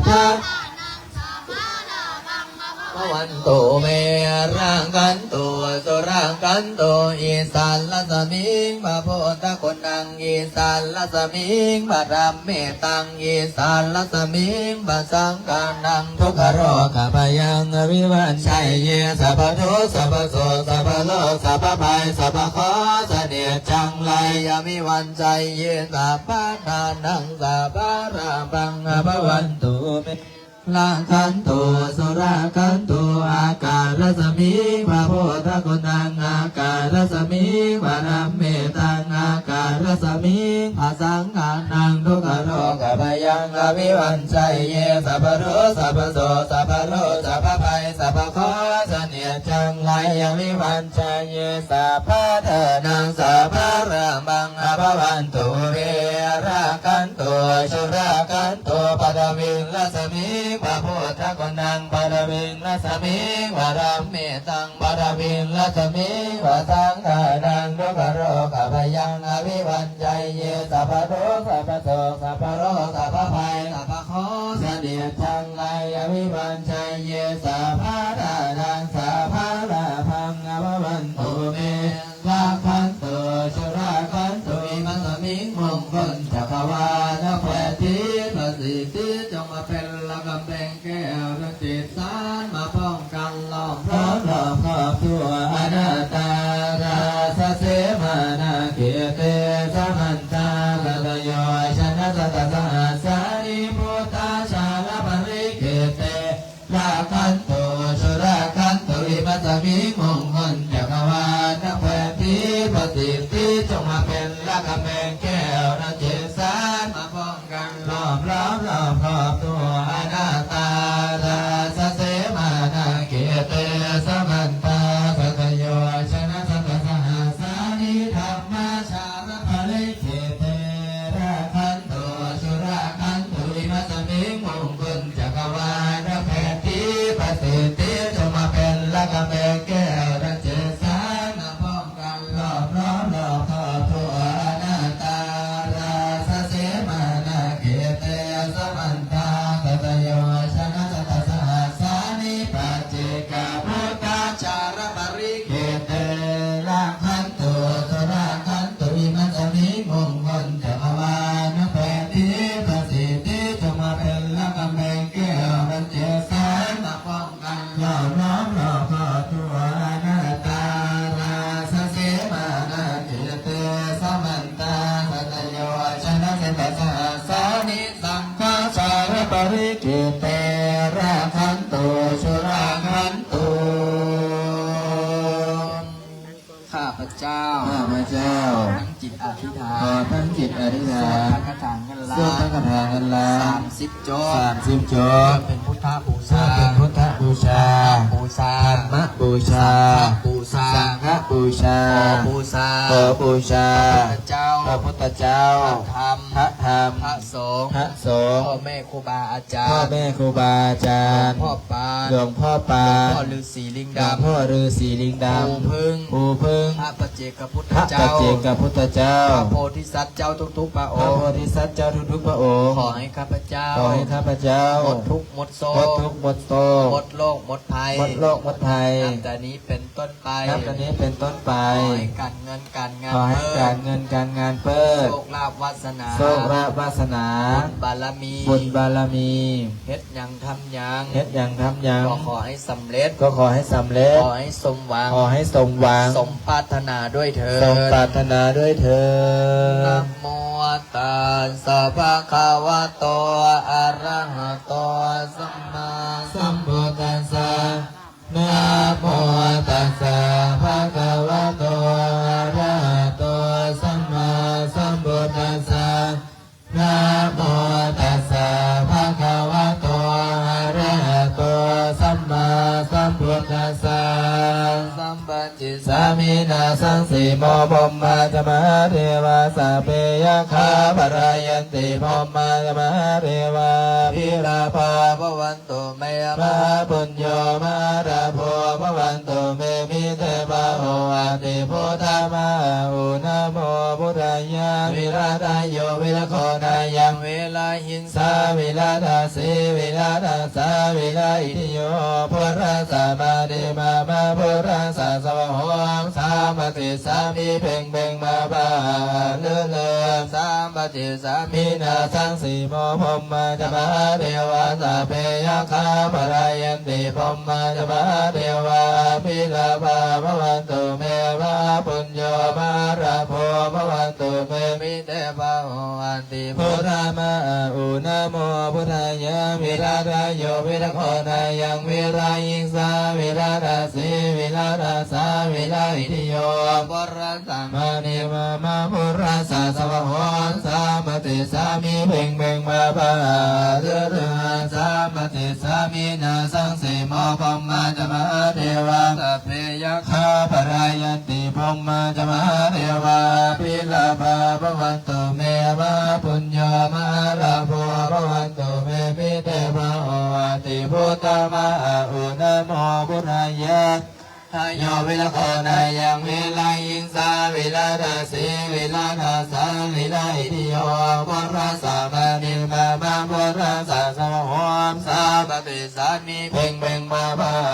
เลื่อนเลื่อนสาปฏิสามีนาสังสีโมพมมาจมหาเทวาสัพเพยคาปรายันติพมมาจมหาเทวาทิลาภาภวันตุเมวะปุญโยมาลาโภภวันตุเมพิเตปะโหอันติพุทธามาอุนะโมพุทธายาวิราชโยวิรโคนายังวิรายิงสาวิราชสีวิราชสาวิราอิทิโยปุระสัมมานิมามาพุทธังสาสวะโหนสามปฏิสามีเพ่งเพ่งมาภาเลื่อนเลื่อนสามปฏิสามีนาสังสีโมพมมาจมหาเทวาสัพเพยคาปรายันติพมมาจมหาเทวาพิลาภาภวันตุเมมหาราโภภวันตุเมมิเตปะโหอาติพุทธามาอุนะโมพุทธายาวิราชโยวิรโคนายังวิรายิงสาวิราชสีวิราชสาวิราอิทิโยปุระสามานิมามาปุระสาสมโหนสามปฏิสามีเพ่งเพ่งมาภาเดือดสามปฏิสามีนาสังสีโมพมมาจมหาเทวาสัพเพยคาปรายันติพมมาจมหาเทวาพิลาภาภวันตุเมมะปุญโยมาลาโภภวันตุเมมิเตปะโหอาติพุทธามาอุนะโมพุทธายาวิราชโยวิรโคนายังวิรายิงสาวิราชสีวิราชสาวิราอิทิโยพุทธสามานิมามาพุทธสาสวะโหนสามปฏิสามีเพ่งเพ่งมาภาเลื่อนเลื่อนสามปฏิสามีเนสังสีโมพมมาจมหาเทวาสัพเพยคาปรายันติพมมาจมหาเทวาพิลาภาภวันตุเมมะปุญโยมาราโภภวันตุเมมิเตมะโหติพุทธามาอุนะโมพุทธายาวิราชโยวิรโคนายังวิรายิงสาวิราชสีวิราชสาวิราอิทิโยพุทธสามานิมามาพุทธสาสโหสาปฏิสามีเพ่งเพ่งมาภา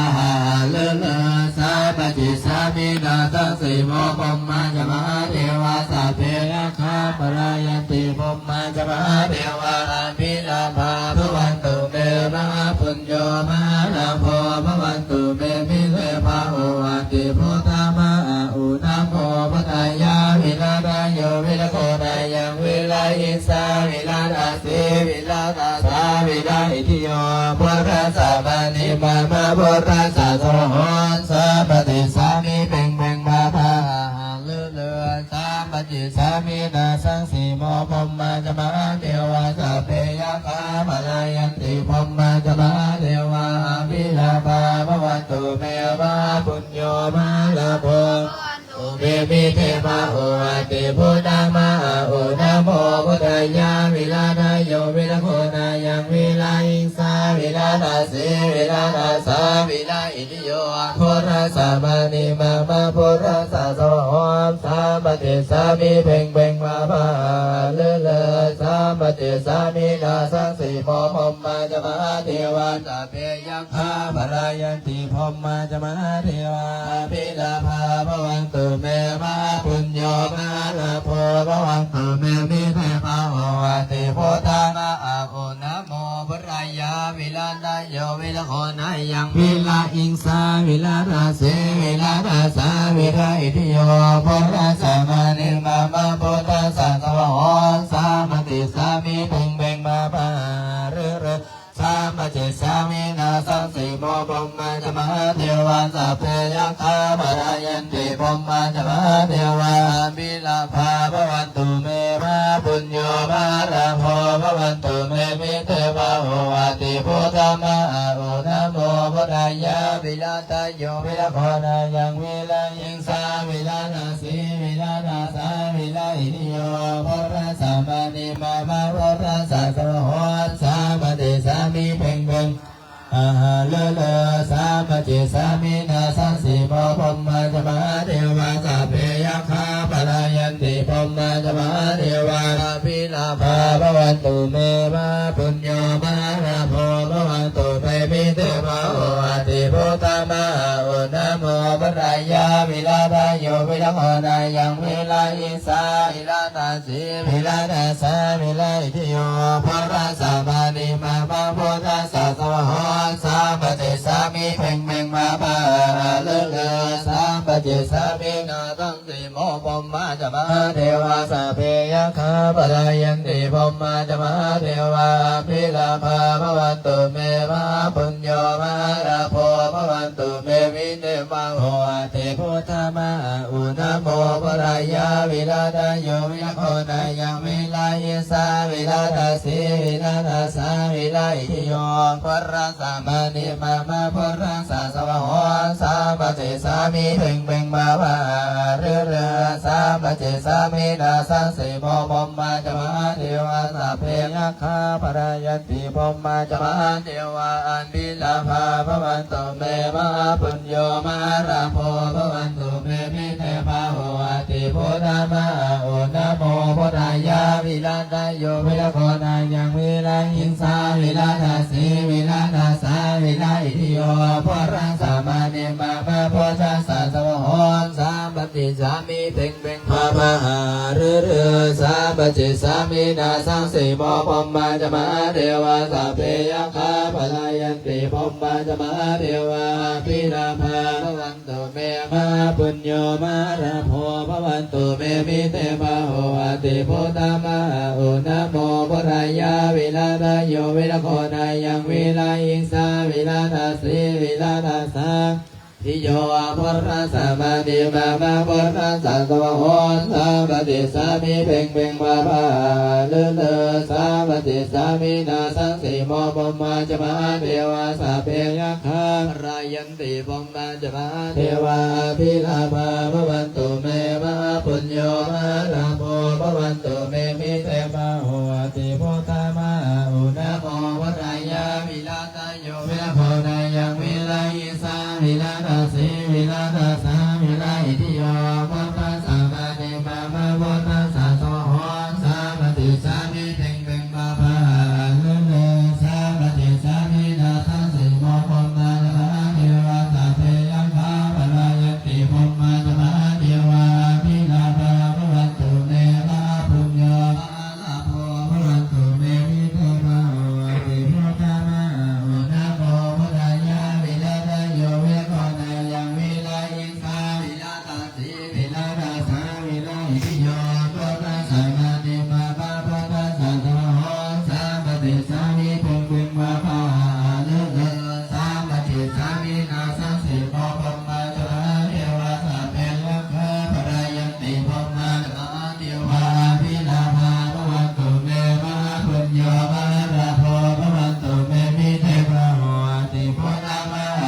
ะโมพุทธายาวิลาทโยวิลาโคนายังวิลายิสาวิลาทาสีวิลาทาสาวิลาอิทิโยพุทธสามานิมามาพุทธสาสวะหอนสามปฏิส สังสีโมพรหมาจมาเทวาสัพเพยัคฆาปรายันติพรหมาจมาเทวาภิลาภาภวันตุเมวะปุญโยมหาราโภภวันตุเมมิเทวะโหติพุทธมหาโหนะโมปทายาวิลาทโยวิลโหนายังวิลาอินสาวิลาตัสสีวิลาตัสสาวิลาอิทิโยพุทธสัมมานิมามาพุทธสัสสะโหสาปฏิสามิเพ่งเพ่งมาภาเลเลสาปฏิสามินาสังสีโมพรหมาจมาเทวาสัพเพยังฆาปลายันติพรหมาจมาเทวาภิลาภาภวันตุเมวะปุญโยมหาราโภภวันตุเมมิเทวะโอวาติโพธามะโอนะโมปทายาวิลานาโยวิลโคนายังวิลาทิสาวิลานาสีวิลานาสาวิลาอิทิโยพุทธสัมมานิมานะพุทธสัสสะโหสามปฏิสามิเพ่งเพ่งมาภาเลเลสามปฏิสามินาสังสีโมพรหมาจมาเทวาสัพเพยัคฆาปรายันติพรหมาจมาเทวาภิลาภาภวันตุเมวะปุญโยมหาลาโภภวันตุเมมิเทวะโอติพุทธมะอุนะโมปทายาวิลาทโยวิลโกนายังวิลาอิสาวิลาตัสสีวิลาตัสสาวิลาอิทิโยพุทธสัมมานิมามาพุทธสัสสะโหสามปฏิสามิเพ่งเพ่งมาภาเลเลสามปฏิสามินาสังสีโมพรหมาจมาเทวาสัพเพยัคฆาวรายันติพรหมาจมาเทวาภิลาภาภวันตุเมมหาปุญโยมะละโภภวันตุเมมิเทวะโอติโพธามะโหนะโมพุทธายาวิลาตโยวิลโคนายังวิลาอิงสาวิลาตัสสีวิลาตัสสาวิลาอิทิโยพุทธสัมมานิมามาพุทธสัสสะโหสามปฏิสามิเพ่งเพ่งมาภาเรเรสามปฏิสามินาสังสีโมพรหมาจมาเทวาสัพเพยัคฆาปรายันติพรหมาจมาเทวาภิลาภาภวันตุเมวะปุญโยมหาราโภภวันตุเมมิเทวะโอติโพธามะอุนะโมปทายาวิลาทโยวิลโกนายังวิลาอิสาวิลาตัสสีวิลาตัสสาวิลาอิทิโยพุทธสัมมานิมามาพุทธสัสสะโหสามปฏิสามิเพ่งเพ่งมาภาเลเลสามปฏิสามินาสังสีโมพรหมาจมาเทวาสัพเพยัคฆาปรายันติพรหมาจมาเทวาภิลาภาภวันตุเมมหาปุญโยมหาราโภภวันตุเมมิเทวะโอติพุทธะโอนะโมปทายาวิลาตโยวิลโคนายังวิลาอิสาวิลาตัสสีวิลาตัสสาวิลาอิทิโยพุทธสัมมานิมามาพุทธสัสสะโหสามปฏิสามิเพ่งเพ่งมาภาเลเลสามปฏิสามินาสังสีโมพรหมาจมาเทวาสัพเพยัคฆาปรายันติพรหมาจมาเทวาภิลาภาภวันตุเมมหาปุญโยมหาราโภภวันตุเมมิเทวะโอติโพธามะอุนะโมพุทธายาวิลาตโยวิลโคนายังวิลาอิสาวิลาตัสสีวิลาตัสสาวิลาอิทิโยพุทธสัมมานิมามาพุทธสัสสะโหตามปฏิสามิเพ่งเพ่งมาภาเลเลสามปฏิสามินาสังสีโมพรหมาจมาเทวาสัพเพยัคฆาปรายันติพรหมาจมาเทวาภิลาภาภวันตุเมมหาปุญโยมหาลาโภภวันตุเมมิเทวะโอติโพธามะโหนะโมพุทธายาวิลาทโยวิลโกนายังวิลาอิสาวิลาตัสสีวิลาตัสสาวิลาอิทิโยพุทธสัมมานิมามาพุทธสัสสะโหสามปฏิสามิเพ่งเพ่งมาภาเลเลสามปฏิสามินาสังสีโมพรหมาจมาเทวาสัพเพยัคฆาปรายันติพรหมาจมาเทวาภิลาภาภวันตุเมมหาปุญโยมหาราโภภวันตุเมมิเทวะโอติพุทธมะโอนะโมพุทธายาวิลาตโยวิลโคนายังวิลาอิสาวิลาตัสสีวิลาตัสสาวิลาอิทิโยพุทธสัมมานิมามาพุทธสัสสะโหสามปฏิสามิเพ่งเพ่งมาภาเลเลสามป จิตสามินาสังสีโมปมมาจมาเทวาสัพเพยะคาปรายังติปมมาจมาเทวาปิลาภาภวันตุเมมหาปุญโยมหาลาภภวันตุเมมิเตภะโหอาติพุทธมหาอุณโมพุทธายาวิลาทายโยวิลโกนายังวิลังสาวิลาทาสิทัสสาวิลาอิทิโย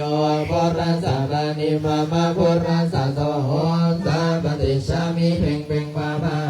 ลื่นเลือสาปฏิสามินาสังสีโมปมมาจมาเทวาสัพเพยังมาปรยันติปมมาจมาเทวาพิลาภาภวันตุเมมหาปุญโยมหาลาภภวันตุเมมิเทภะโหอันติพุทธมหาอุณโมพุทธายาวิลาทายโยวิลโกนายังวิรายิสาวิลาทาสีวิลาทาสาวิลาอิทิโยพุทธัสสะมามิมามาพุทธัสสะสมโห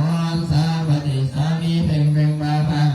เลื่อนเลือสาปฏิสามินาสังสีโมปมมาจมาเทวาสัพเพยังคาปรายันติปมมาจมาเทวาพิลาภาภวันตุเมภะปุญโยมหาลาภภวันตุเมทิเทภะโออาติพุทธมหาอุณโมพุทธายาวิลาทายโยวิลโกนายังวิลายิสาวิลาทาสีวิลาทาสาวิลาอิทิโยเทภะสัมมานิมามาพุทธัสสะโสโหสาปฏิสามิเพ่งเพ่งมาภา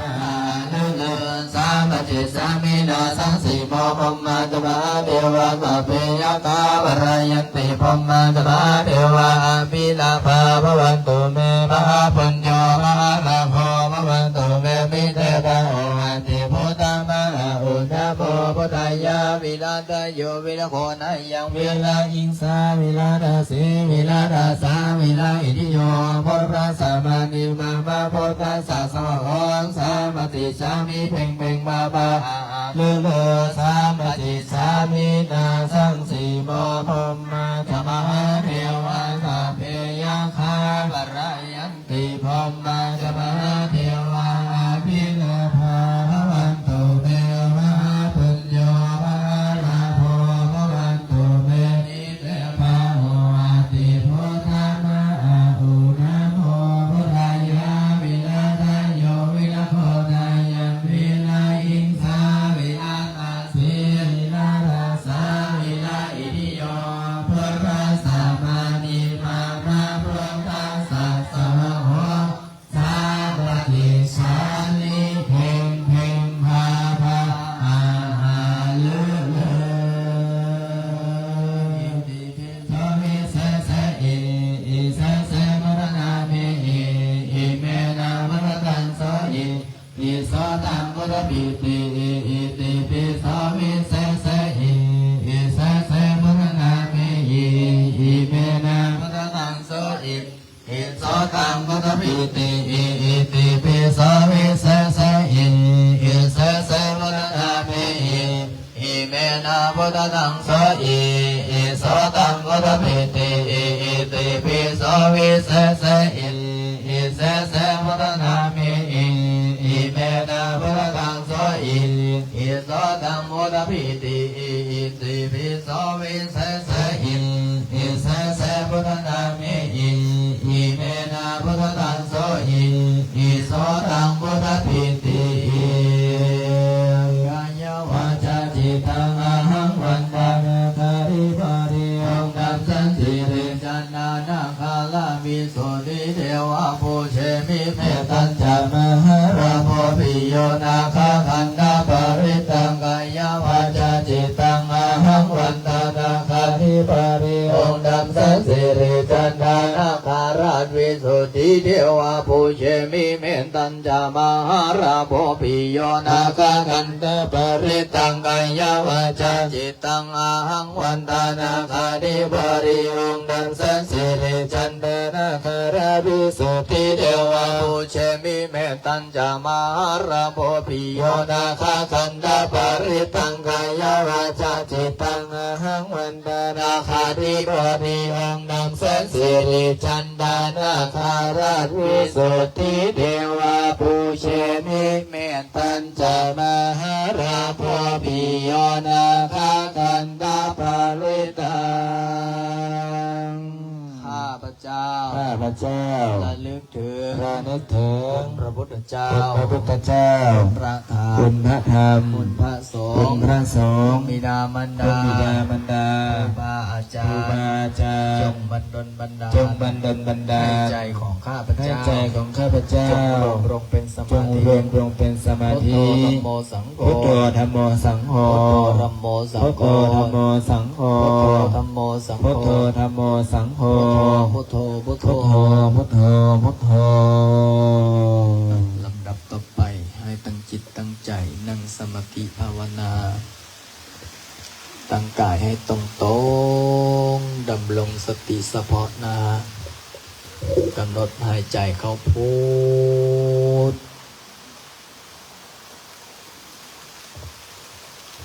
หายใจออกโท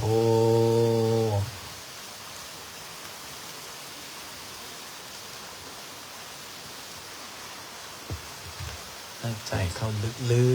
กๆตั้งกายให้ตรงๆยืดหลังขึ้นสูงๆเมื่อนี้พระอาจารย์ขออนุโมทนาสาธุบุญกับคณะสายบุญสายยติธรรมผู้ที่มีจิตศรัทธาในพระพุทธศาสนาเป็นชื่อว่าบุญขึ้นชื่อว่าบารมีขึ้นชื่อว่ากุศล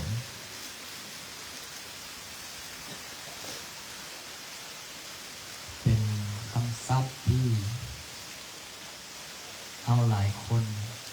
อาจจะได้ยินอาจจะได้ฟังตลอดเพราะว่าอย่างเพราะว่าคำศัพท์ว่าบุญว่ากุศลว่าบารมีเป็นคำศัพท์ที่ออกจากปากของแม่ครูบาอาจารย์ออกจากปากผู้ที่มีความรู้ผู้ที่เคยฝึกเคยปฏิบัติเคยเฮ็ดเคยทำสิ่งเหล่านี้อาจจะเบิ่งบ่เห็นอาจจะบ่เป็นตัวบ่เป็นตนแต่เฮาสัมผัสได้สัมผัสด้วยอย่างสัมผัสด้วยตนเองพระพุทธเจ้าว่าอย่างว่าปัจจตังเวทิตโพวินยูหิติเฮาหูได้เฉพาะตนเองเมื่อเฮาหูแล้วเฮาก็บอกผู้อื่นมาเบิ่งได้เมื่อผู้อื่นมาเบิ่งมาเห็นแล้วนำไปประพฤตินำไปปฏิบัติก็จะเกิดผลก็คือจังซี่ล่ะเฮาได้มาสวดมนต์เฮาได้มาสวดมนต์นั่งสมาธิภาวนาเป็นเวลาชั่วโมงกว่าเลยใกล้จะเข้า2 ชั่วโมงเขายังฝึกได้เขายังปฏิบัติได้เขายังเฮ็ดได้ย้อนว่ามันเกิดปิติบุญเกิดปิติกุศลเกิดปิติบารมีบางคนในนั่งสมาธิได้เป็นเวลา 3-4 ชั่วโมงนั่งสมาธิได้เป็นเวลา 3-4 ชั่วโมงบางคนมานั่งมีทั้งร้อนทั้งหนาวดูด้อนบางคนนี่มันนั่งสมาธิได้ยินเสียงสวดมนต์กระโดดซ้ายกระโดดขวามันร้อนหนาวเพราะว่าอย่างพยาบาลเขาสิ่งบางคนมานั่งปุ๊บจิตใจสงบจิตสงบใจสงบบุญสงบบารมีองค์สมเด็จสัมมาสัมพุทธเจ้าเพิ่นได้สอนอุบาสกอุบาสิกาให้รู้จักการสวดมนต์ถือศีลปฏิบัติธรรมภาวนาบุญมันเกิดอยู่ที่ตัวเฮาบารมีมันก็เกิดอยู่ที่ตัวเฮาพระพุทธองค์พอยังในตัดคาถาหนึ่งไว้ว่ายาทิสังวปเตติชังตาทิสังรปเตปรังกัลยาณการีกัลยาณังปาปาการีจะปาปากังบุคคลหว่านพืชเส้นใดย่อมได้พืชเส้นนั้นเอาปลูกต้นมะม่วงเขาก็ได้มะม่วงปลูกต้นมะขามเขาก็ได้มะขามในเมื่อเอาเฮ็ดบุญเฮ็ดกุศลมันก็ย่อมได้บุญย่อมได้กุศลย่อมได้บารมีคนที่สร้างบุญคนที่สร้างบารมีผิวพรรณกับผ่องใสยิ้มแย้มแจ่มใส มันต่างจากคนที่บ่มีบุญมันต่างจากคนที่บ่มีบารมีผู้ใดมีศีลมีธรรมมันก็จะมีความสุขก็จะมีความเจริญ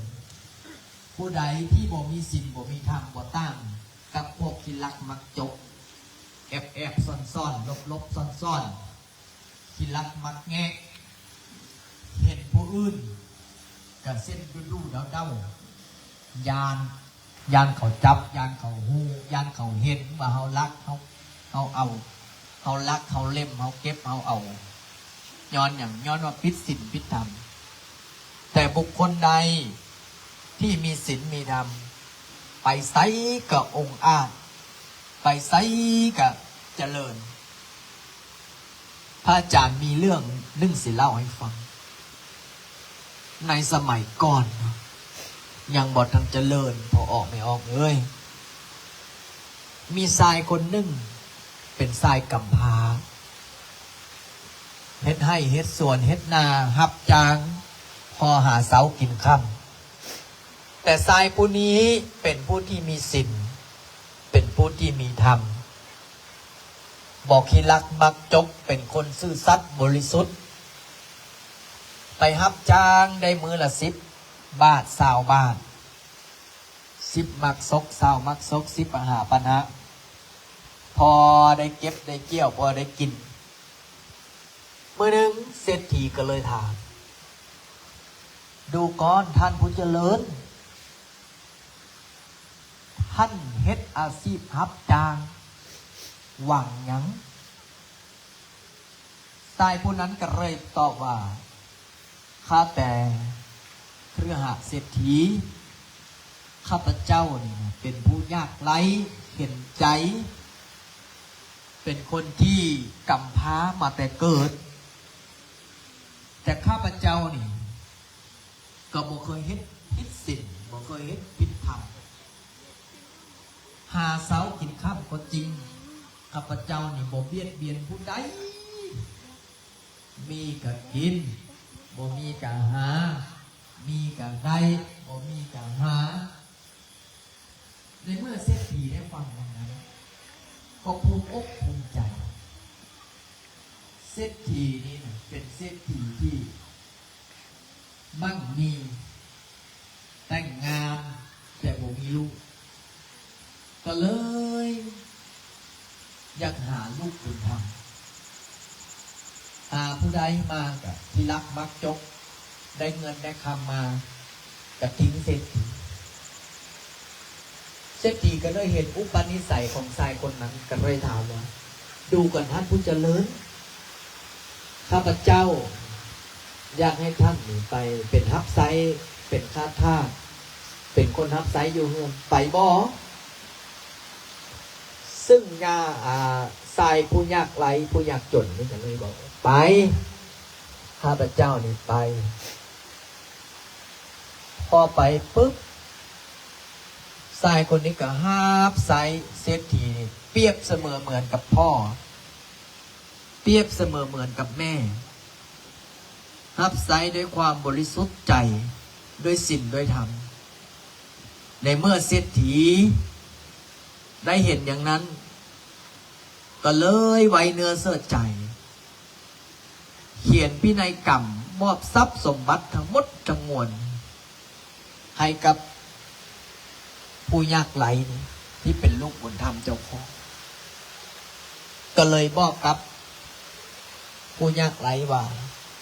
ดูก่อนท่านผู้เจริญท่านเป็นผู้มีศีลเป็นผู้มีธรรมเป็นคนที่หูจักดีหูจักชั่วแก้วแหวนเงินทองทรัพย์สมบัติที่เฮามีเฮามอบให้ท่านจัดการบริหารที่นี่เศรษฐีเนื่องด้วยความแก่ความเจ็บความตายมาเยือนถึงเศรษฐีก็ได้ละสังขารก็เลยได้มอบทรัพย์สมบัติทั้งหลายทั้งหมดทั้งมวลนั้นให้กับชายกำพร้าเนื่องด้วยตนเองเป็นคนที่มีศีลมีธรรมเป็นคนที่รู้จักแบ่งกินแบ่งทานส่วนหนึ่งไป ก็เอาไปเป็นบริจาคทานส่วนหนึ่งก็เอาไว้ใช้ในครอบในครัวบริหารจัดการส่วนหนึ่งก็แบ่งคนยากไร้ยากจนเข้าวัดเข้าวาช่วยเหลือประเทศชาติบ้านเมืองหลังจากนั้นเศรษฐีคนนี้ก็มีชื่อมีเสียงบอกว่าโอ้ผู้ใดก็อยากเห็นลาซาผู้ใดก็อยากเห็นเสนาอามาตย์ข้าทาสบริวารอยู่ไกลก็อยากมาคบค้าสมาคมอยากมาค้าขายย้อนอย่างย้อนว่าเศรษฐีคนนี้มีศีลมีธรรมนี่แหละโยมพ่อโยมแม่เอ้ยบุญกุศลคุณงามความดีที่เด็กชายกับผานี่ได้เฮ็ดมานะตั้งแต่ต้นจะรดปลายตั้งแต่ปลายจะรดกบย้อนเฮ็ดคุณงามความดีย้อนเป็นคนมีศีลมีธรรมซื่อสัตย์บริสุทธิ์ก็เลยได้เป็นเศรษฐีทันตาหากว่าเด็กชายคนนี้บ่ซื่อสัตย์บริสุทธิ์ถ้าบ่มีศีลบ่มีธรรมก็คือสิได้เป็นกำพร้าเป็นคนยากไร้เป็นคนยากจนคือเก้าแต่อันนี้ด้วยศีลด้วยธรรมด้วยคุณงามความดีที่เราได้เฮ็ดได้ทำก็เลยได้เป็นเศรษฐีทันตานี่แหละเทวดาเพิ่นยังบอกว่าผู้ใดมีศีลผู้ใดมีธรรมผู้ใดมีความซื่อสัตย์บริสุทธิ์ในการดำรงชีวิตจะมีความสุขมีความเจริญยกตัวอย่างวัดเฮาคือวัดป่าบุญนารินนางคารามบ้านนายางเมืองนาแสทองแห่งนี้ถือว่าเฮาได้เฮ็ดสวดมนต์ถือศีลปฏิบัติธรรมเป็นประจำบ่ได้ติเขาเบิ่งบ่ได้เลือกคนยากคนจนคนทุกข์คนยากลำบากเป็นใจมาแต่ใกล้แต่ไกลแต่ไทยแต่ลาวตั้งแต่ตรงประเทศพระอาจารย์ฮับเปิดสู่ทุกคนบางคนก็มาตั้งแต่ตี 4 ตี 5 6 โมงพระอาจารย์ฮับตั้งแต่เช้าจนกระทั่งปันบางคนก็ถามว่าอาจารย์เมื่อยบ่อาจารย์นักบ่อาจารย์ภาระหลายบ่พระอาจารย์ก็บอกว่าโยมพระเมตตาทุกคนขึ้นชื่อพระเนี่ยเมตตาทุกคนรวยจนเฮาอย่ามองข้ามเมตตาทุกคนรวยจนอย่ามองข้ามเพราะว่าอย่างเพราะว่า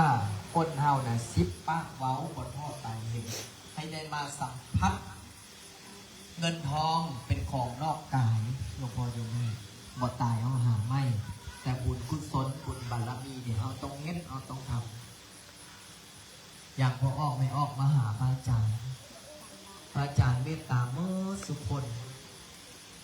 ในเมื่อเขาเมตตาเมื่อสุคนนี่หลักฐานนั่งตะปูตะปีตะปูตะมีนี่แหละคือหลักฐานในการเมตตาเมื่อสุคนนี่อนาคตข้างหน้านี่เลยสิได้ขยายหลังธรรมออกไปพระอาจารย์ยังตั้งจิตตั้งใจในอนาคตข้างหน้านี่ยังได้พึ่งพาบารมีโยมพ่อโยมแม่ผู้ที่มีจิตศรัทธาพระอาจารย์เลยว่าอธิษฐานว่าเอาเด้อเจ้าภาพเจ้าศรัทธาเอ้ยให้มีอยู่ให้มีกินให้ร่ำให้รวยให้มีโชคให้มีลาภให้ค้าให้ขายให้มั่งให้มีให้โชคดีเป็นเศรษฐีร่ำรวยจะได้มีเงินมากินมาทานจะได้มีเงินมาสร้างมาสามาห่มอุปโภคนาแบ่งกินแบ่งทานแบ่งเก็บแบ่งใส่เนี่ยพระอาจารย์ได้อธิษฐานขอพรให้เจ้าภาพเจ้าศรัทธาให้ออกตนญาติโยมโยมพ่อโยมแม่โยมพี่มดสุกูสุคนแต่อย่างยกตัวอย่างคือวันนี้คือโยมแม่แก้มมาเป็นเจ้าภาพเจ้าศรัทธาบูชาเจ้าปู่เจ้าย่าบูชาดอกไม้ที่เปลี่ยนบูชาพระพุทธธรรมพระสงฆ์ของแม่ครูบาอาจารย์เป็นบุญเป็นกุศลเป็นบุญเป็นบารมีเสริมบุญเสริมบารมีให้กับเจ้าของบนอื่นเขาบูชาก็จริงแต่เขาบ่ได้มานั่งสวดบ่ได้มานั่งภาวนาแบบนี้อันนี้เขาเห็น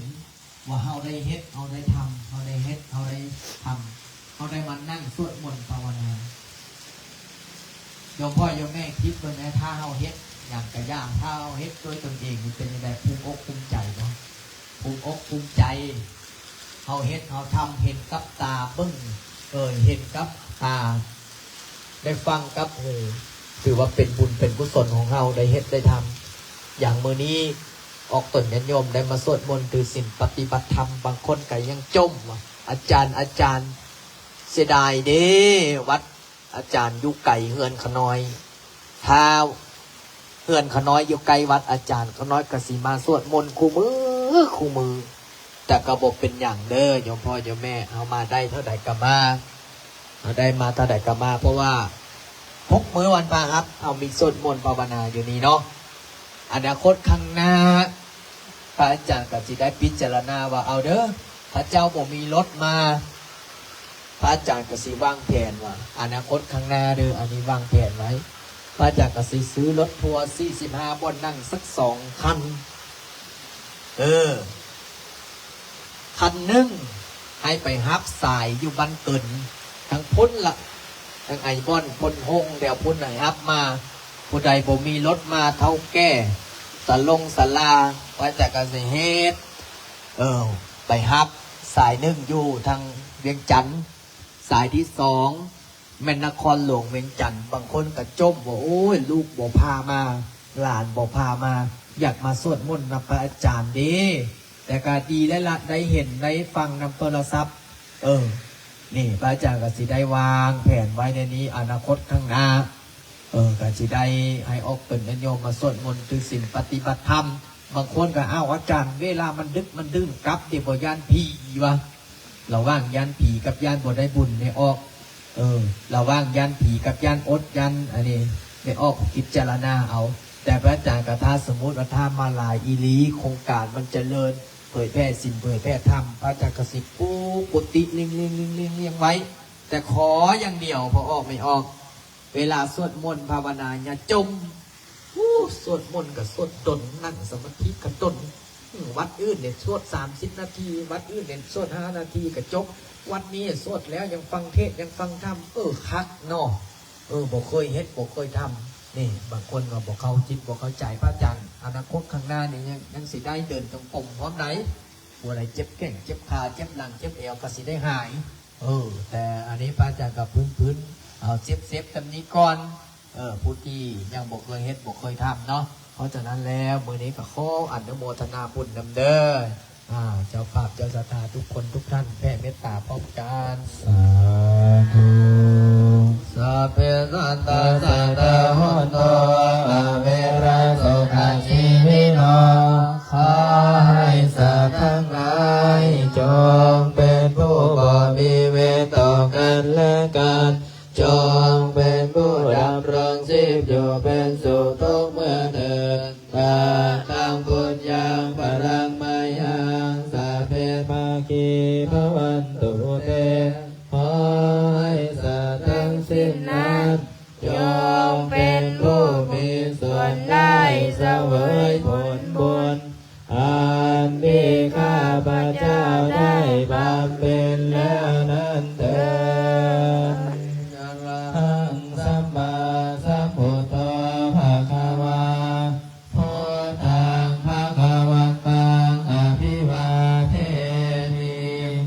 สวากขาโตภะคะวะตาธัมโมธัมมังนัมสสามิสุปฏิปันโนภะคะวะโตสาวกสังโฆสังฆังนามามิสาธุ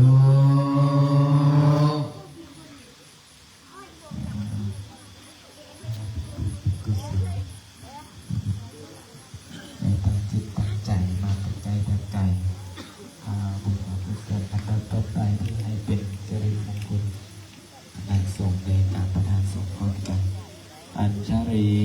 วันทาอภิวาทอัญชรีวันทาอภิวาทอัญชรีวันทาอภิวาทอัญชรีวันทาอัญชรีทีนี้คณะสงฆ์ในหันหน้ามาญาติธรรมให้ช่วยดึงกลับพระสงฆ์กันเด้อลูกโยมพร้อมกัน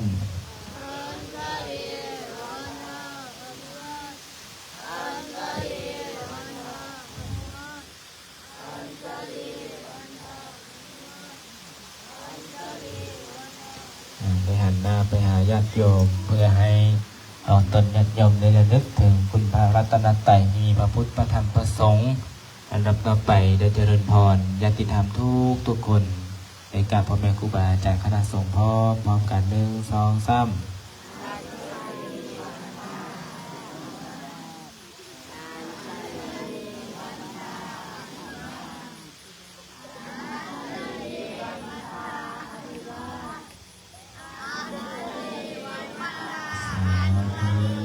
เราต้องไปทางการตั้งจิตตั้งใจครับพอเด้อ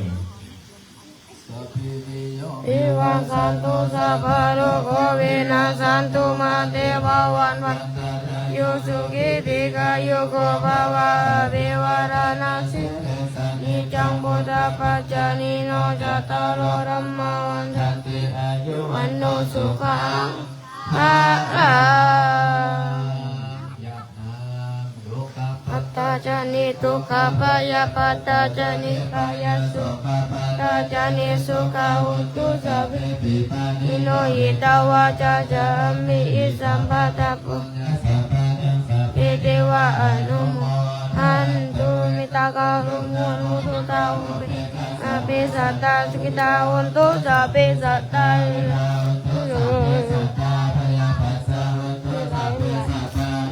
untuk sampai sadar di atanan berilalan tu suci suci satu ขอให้เฮงรวยๆปังๆวันไหนน้องร้องไหลมาโชคดีเป็นเศรษฐีร่ำรวย ขอให้เฮงรวยๆปัง สาธุรวยให้นะแม่เนาะ รวยแล้วอย่าลืมกันได้ รวยบุญรวยวาสนานี่แหละเป็นว่ารวยบุญรวยบารมีรวยผลงามความดีได้สร้างสะสมไว้นะวันนี้ก็ขออนุโมทนาเด้อนำองค์ตนญาติโยมโยมพ่อโยมแม่ที่ได้ตั้งจิตตั้งใจมาเนาะ เมื่อวันที่21พระอาจารย์เดินทางไปทอดพระป่าอยู่สวรรณเขตอยู่วัดหนองเม็กบ้านสอนไซนครไกรสอนแล้วก็มื้อวันที่6ก็สิได้วันเกิดอาจารย์บัวไล่ได้ผู้ใดอยากมาใส่บาตรทำบุญเนาะก็สิมีใส่ขันหดพร้อมแล้วว่าถ้าผู้ใดบอกว่าอาจารย์ก็น้อยอยากร่วมอุปโมทนาไปป้านำอาจารย์มื้อวันที่21 22นี้ได้บ่ได้พอดีพระอาจารย์ไปเป็นเจ้าภาพพอดีว่าไปบ่อนนั่นบ่อนนี้ไปสวยสร้างสวยสากับเจ้าเนาะสาธุสาธุอ้าวบุญน้ำความสู้เด้อเดินทางปลอดภัยเด้อพ่ออ้อมไม่อ้อมเด้อ